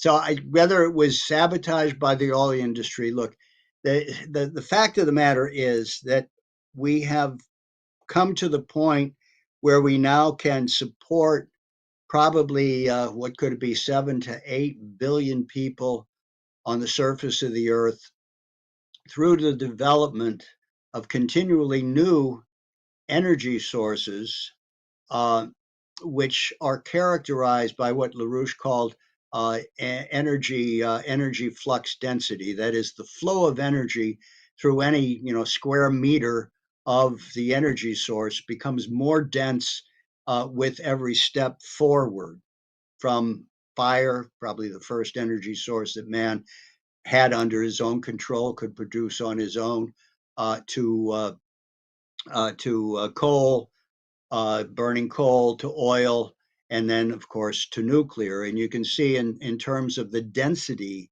of these resources that they become denser, so that it becomes not only cheaper out of a small amount of material, out of a you take the same a little piece of uranium and a piece of coal, and that can show you the different magnitude that you can get out of the uranium, indicates this energy density, and it must be a move in that direction. The oil industry, I don't know if uh, they attacked steam. I do know that there was opposition from the oil industry in developing fusion energy. In fact, there was a clear case of, I think it was Hans Bethe, who was a proponent of fusion at an early stage, who indicated to us in these contacts that we had with them that the financial interests, which were based largely, the financing based on the oil and gas industries, especially the Middle East oil resources, were not interested in quickly developing an alternative because it would have a deleterious effect on the financial instruments which were based on gas and oil. I can understand that sabotage, and that did go on. Whether they did that with steam or not, I don't know. I don't think they would have any reason to do that, because I don't think any developments in dealing with heated water, however you're going to heat, would have an effect in undermining the value and potential of oil, because oil would be a greater density than the steam. Now, something has to produce the steam, right? It could be wood, it could be coal, it could be oil, But the fact of the matter is, you have to look at this issue of energy density and in plotting out, in understanding how we developed historically, and in plotting out how we have to move forward in this respect, which is why fusion energy is, as a so-called, green energy, people are calling it that because it doesn't have, radioactivity, is more important because it produces so much more energy than anything else that we have, and far beyond wind or solar. You can maybe use that in a desert if you want to heat your house or your hut or something like that.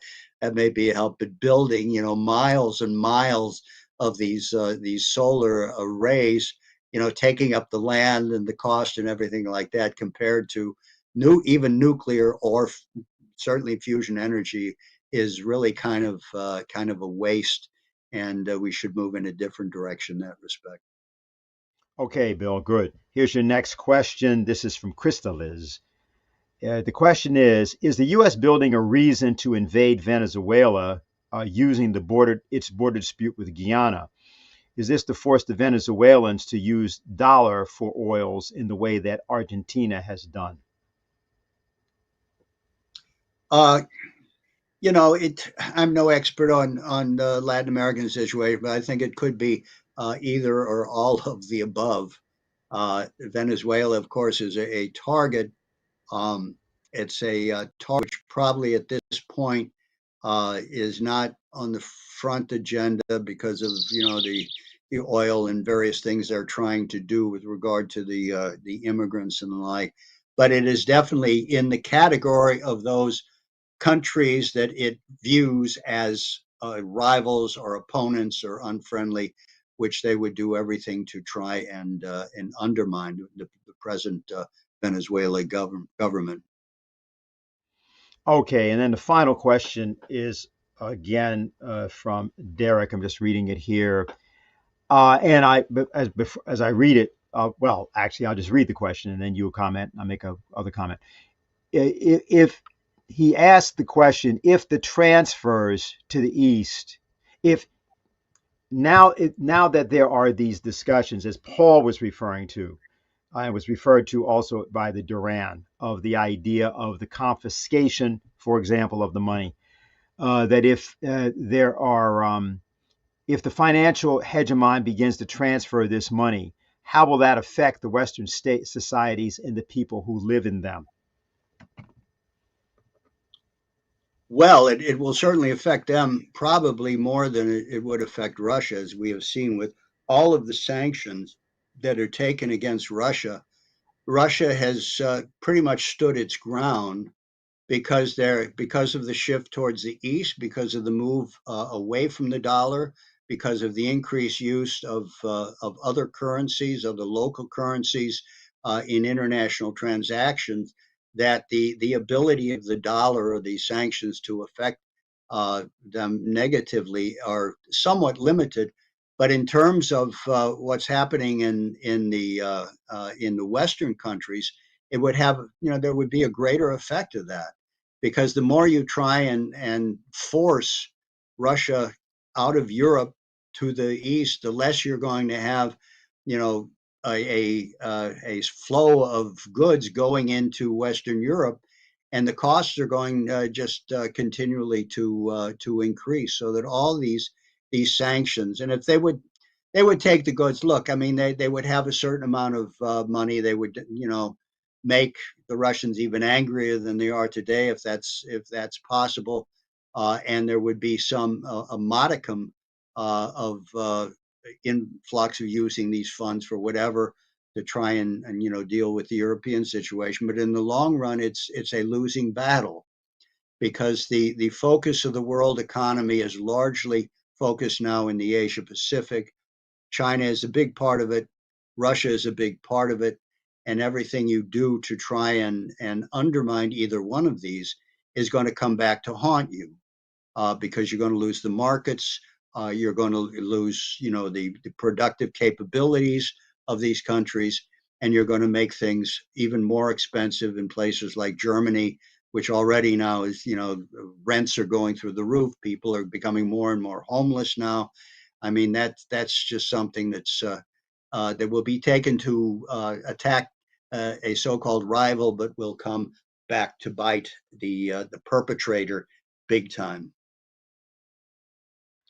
So, Bill, as we go to conclusion, I'd like you to respond to something you said at the conclusion of what you were saying as a whole, that the Chinese government was utilizing principles of the American system as a core intellectual outlook of what they were doing with the economy. And it ought to be said that throughout the propagandized media of the transatlantic world, on multiple fronts, people are referring to a war with China. They're referring certainly to China being the primary enemy of the United States. This is also encountered by our field organizers all of the time, or often. It's also encountered among some persons that claim to support us. It's the sort of thing that is featured in the pages of the Epoch Times all the time, but you also hear it from television commentators like Bill Maher, or from Fox News, of course. You also hear it from MSNBC. So it actually spans the gamut of the so-called political spectrum, the non-existent political spectrum, but so-called political spectrum of the United States. So if you give your conclusion, including remarks, it's like to ask you, what do you mean in saying that? That certainly would seem to be an outrageous statement from the standpoint of the propaganda apparatus and the way in which it is tried to pit the interests of the United States in particular against China. But what exactly has been going on, and in what way would that insight that this is actually an American system approach they're taking, as you described it, at least you alluded to that term, what does that mean gives a possibility for collaboration with China, not necessarily by Biden, but by any American administration, or for that matter, set of American independent citizens? Well, the fact of the matter is that countries have developed by not by a free market system. The United States itself didn't develop by becoming a part of the free market system. And Hamilton's fight with Adam Smith were integral to creating the American system of economics. What the Chinese did, and I cannot dot the I's and cross the T's on how this occurred, but the traditional system of what we called socialism or communism, as was expressed in the Soviet Union and was expressed in China up until the 1970s, uh, didn't succeed very well. The government simply creating a fiat for how things should develop was not very successful. The fact of the matter is that if a country is going to focus on developing science and technology, you have to have the individuals who have the ability and the freedom to think outside the box and to experiment with ideas that aren't necessarily that are certainly are not preordained to succeed. So you have to be prepared also for some failures before you get any successes. And a fiat totally controlled economy, planned so-called economy, with all the all everything worked out in the beginning, ignores that capability. And what the Chinese understood by the 1970s is that some form, also based on their own experience, believe me, China for 5,000 years had a certain amount of market where people could begin develop new ideas. It wasn't totally top down controlled, and there was a lot of activity. And my first experience with China in the year 2000, when you meet the people on the street and had to negotiate with them, was that capitalism has never really died in China, at least in that form. What they realized was that we can only progress and have a development of science and technology if we have a certain ability to introduce a market of individual companies or entrepreneurs who are willing to experiment in order to come up with these new ideas. So it was a similar system to what Franklin and what Carey had developed, that the government would provide the direction generally in order to make sure that whatever was going on, people investing, people creating industries,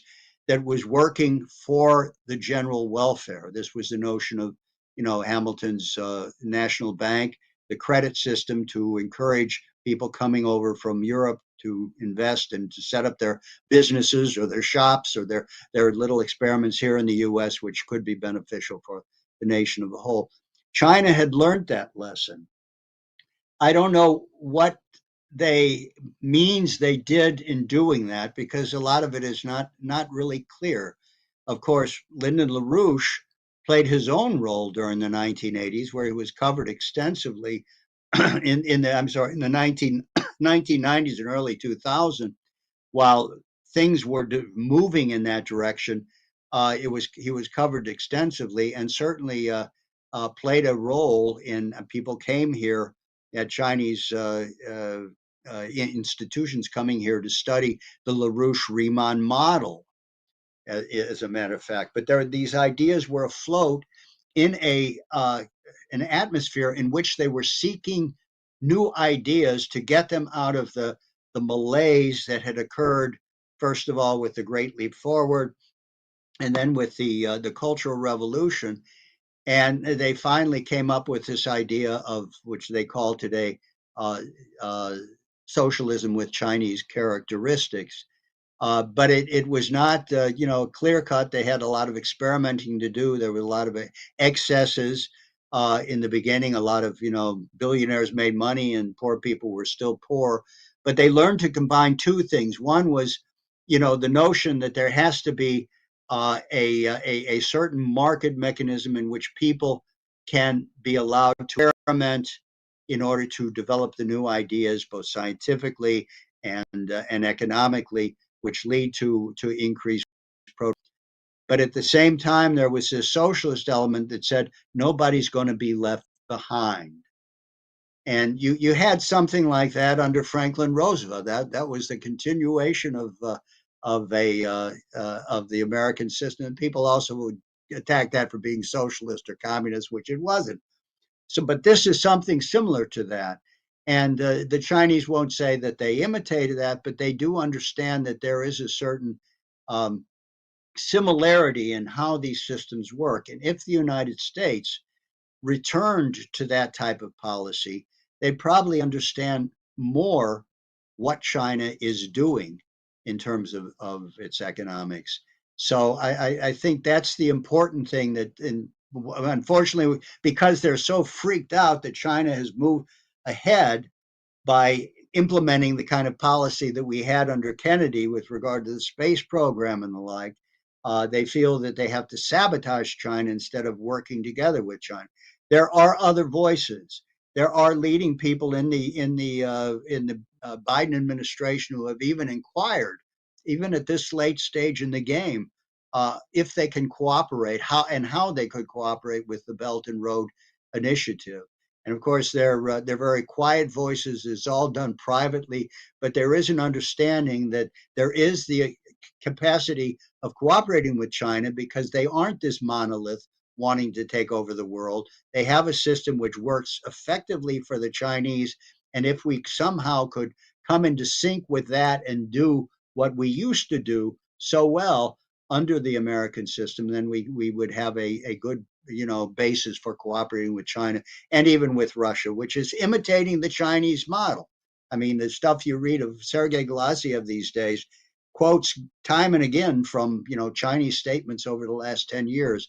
So that's the direction the world is going, and it's quite consistent with the way that the American system operates. So there's no threat to what we are when we do operate as America was founded to operate. I've just received an alert from our intelligence people, which I'm going to read, so that this has occurred, presumably just in the last few hours.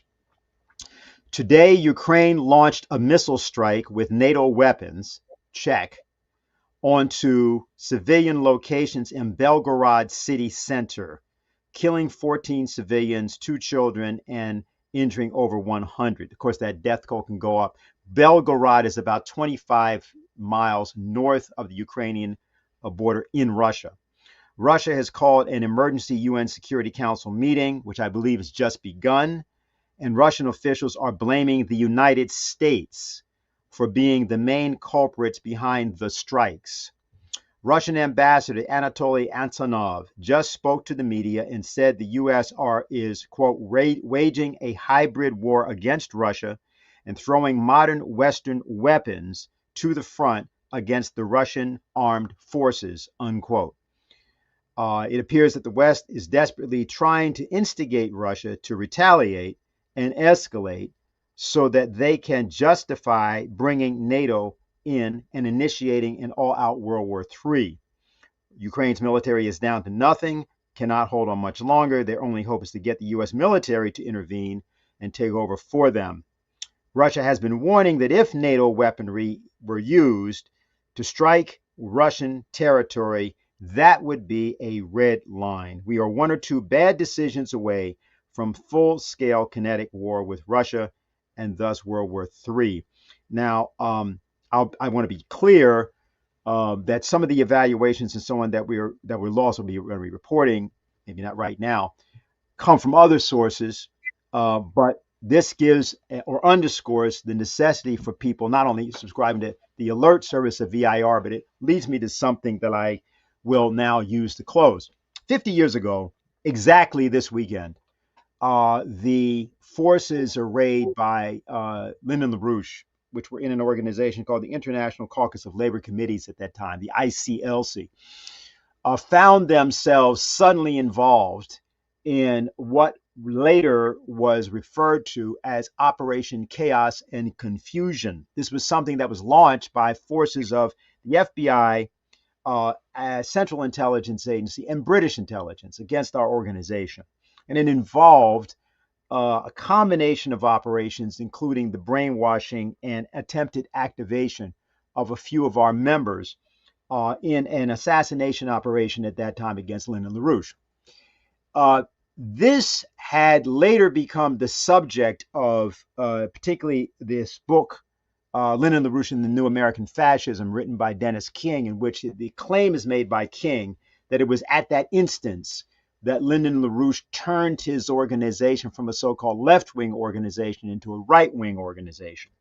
What actually happened that weekend is that we had to establish quickly a means of knowing who was shooting at us. And specifically what this involved were forces, terrorist forces, that then existed in the United States and were being deployed in the United States in various capacities, which in this instance were going to be deployed against our organization. Some of those terrorist capacities, just to illustrate, involved the forces associated with what were called the zebra killings at that time, which occurred in 1973 and 74, and ultimately involved over 80 individuals, although the individuals were only prosecuted for killing 28 people. And the Symbionese Liberation Army, which was something being run out of the prison system of California by forces inside of Army intelligence, specifically an individual by the name of Colston Westbrook, who had brainwashed a series of black prisoners, including a particular individual who went under the name of Cinque. That was not his actual name.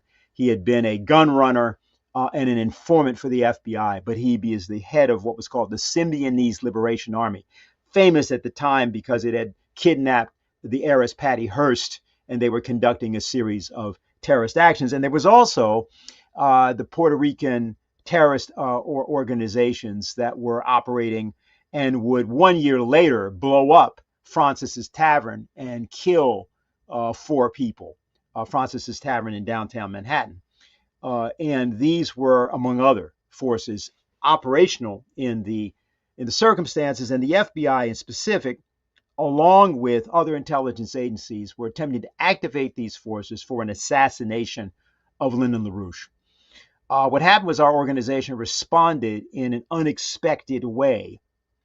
And it responded because it developed, had a certain capability, but the student base, which was what was around Lyndon LaRouche at that time, had to reinvent itself as a fighting and investigative capability.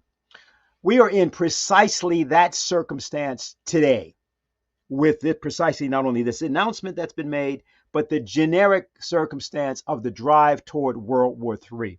It must be noted that, for example, recently there was an evaluation given by the Italian General Mini that it was more than a possibility that Israel could consider and would in fact act to deploy a tactical nuclear weapon in Gaza under certain circumstances. And that certainly cannot be ruled out if, and he said it this way, that if the level of casualties taken was considered to be too high by the Israeli Defense Forces. That doesn't mean that they are going to do that, but it means that that is an active consideration. And now that we have seen this action from Ukraine, when one must understand that we may not see January 1st, 2024.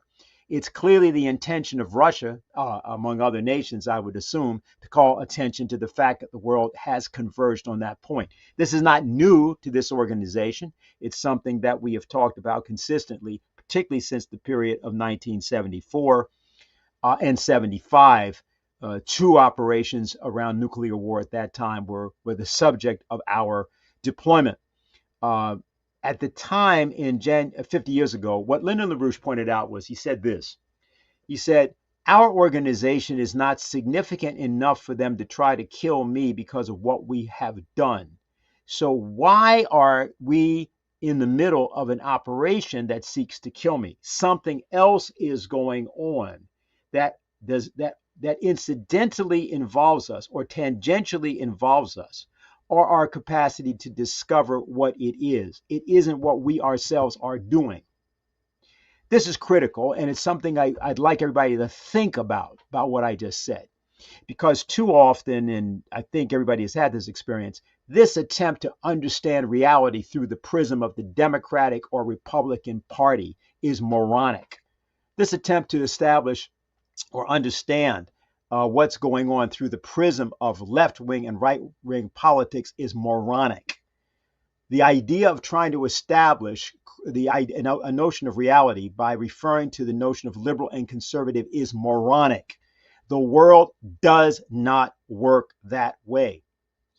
Now, the question sometimes comes up, and it's directed at our organization, is why do you engage in complicated, complex analyses?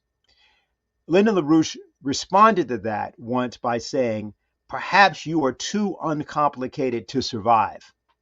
And perhaps it is the case that the American people are too uncomplicated to survive. But one thing is for sure. In the course of the next hours that we will confront prior to the opening of the new year, a task is before us, and that is to stand as American citizens and demand of not merely of the Biden administration, but of ourselves, that we find the ability to be smart enough to survive what is otherwise a headlong plunge into disaster, which will not be stopped except through our own efforts. Now, the fact that people will say, well, I don't understand what my effort should be, I'll leave with this illustration for those who, in thinking about the holiday, and of course, Christmas occurs for the Orthodox Christian world January 6th or thereabouts. It's not yet been celebrated. It's only been in the Western confession that is the case. Consider the example of Joan of Arc, that in her attempt to have Charles VII crowned King of France, the Dauphin, who was too frightened, cowardly, and otherwise defeated to be able to do that himself, she insisted that her mission was inspired by God. And although the Dauphin did not believe her particularly, he thought it would make for good public relations in an army that had been being defeated for 100 years by the English army. He didn't see any harm in giving her armor and putting her at the head of an army and marching her along, because at least it would, mobilize people in some fashion. He never believed that she would successfully take the city of Orleans and would successfully lead the French to their first military victory of a substantial nature in 100 years. But she did do that, and he was crowned king. Later, he betrayed her, and later she was burned at the stake.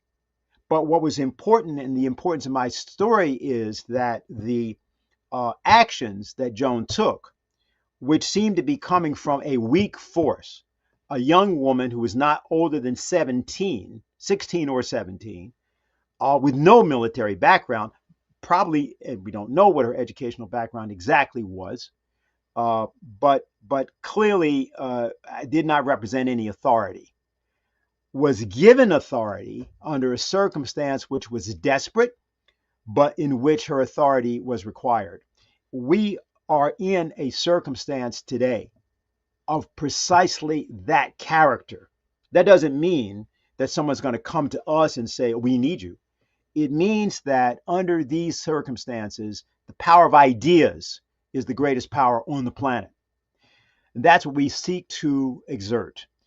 So for all of you that are watching and are thinking and got to the end, which is obviously a very long webcast today, we want you to think about the idea of how you might, in getting in touch with us in the next hours, change whatever it is you were planning to take into account the fact that as of now, the world stands on the precipice of full-scale thermonuclear destruction, and you will have to find some way to address that, despite the fact that you may represent a weak force, as Joan of Arc did.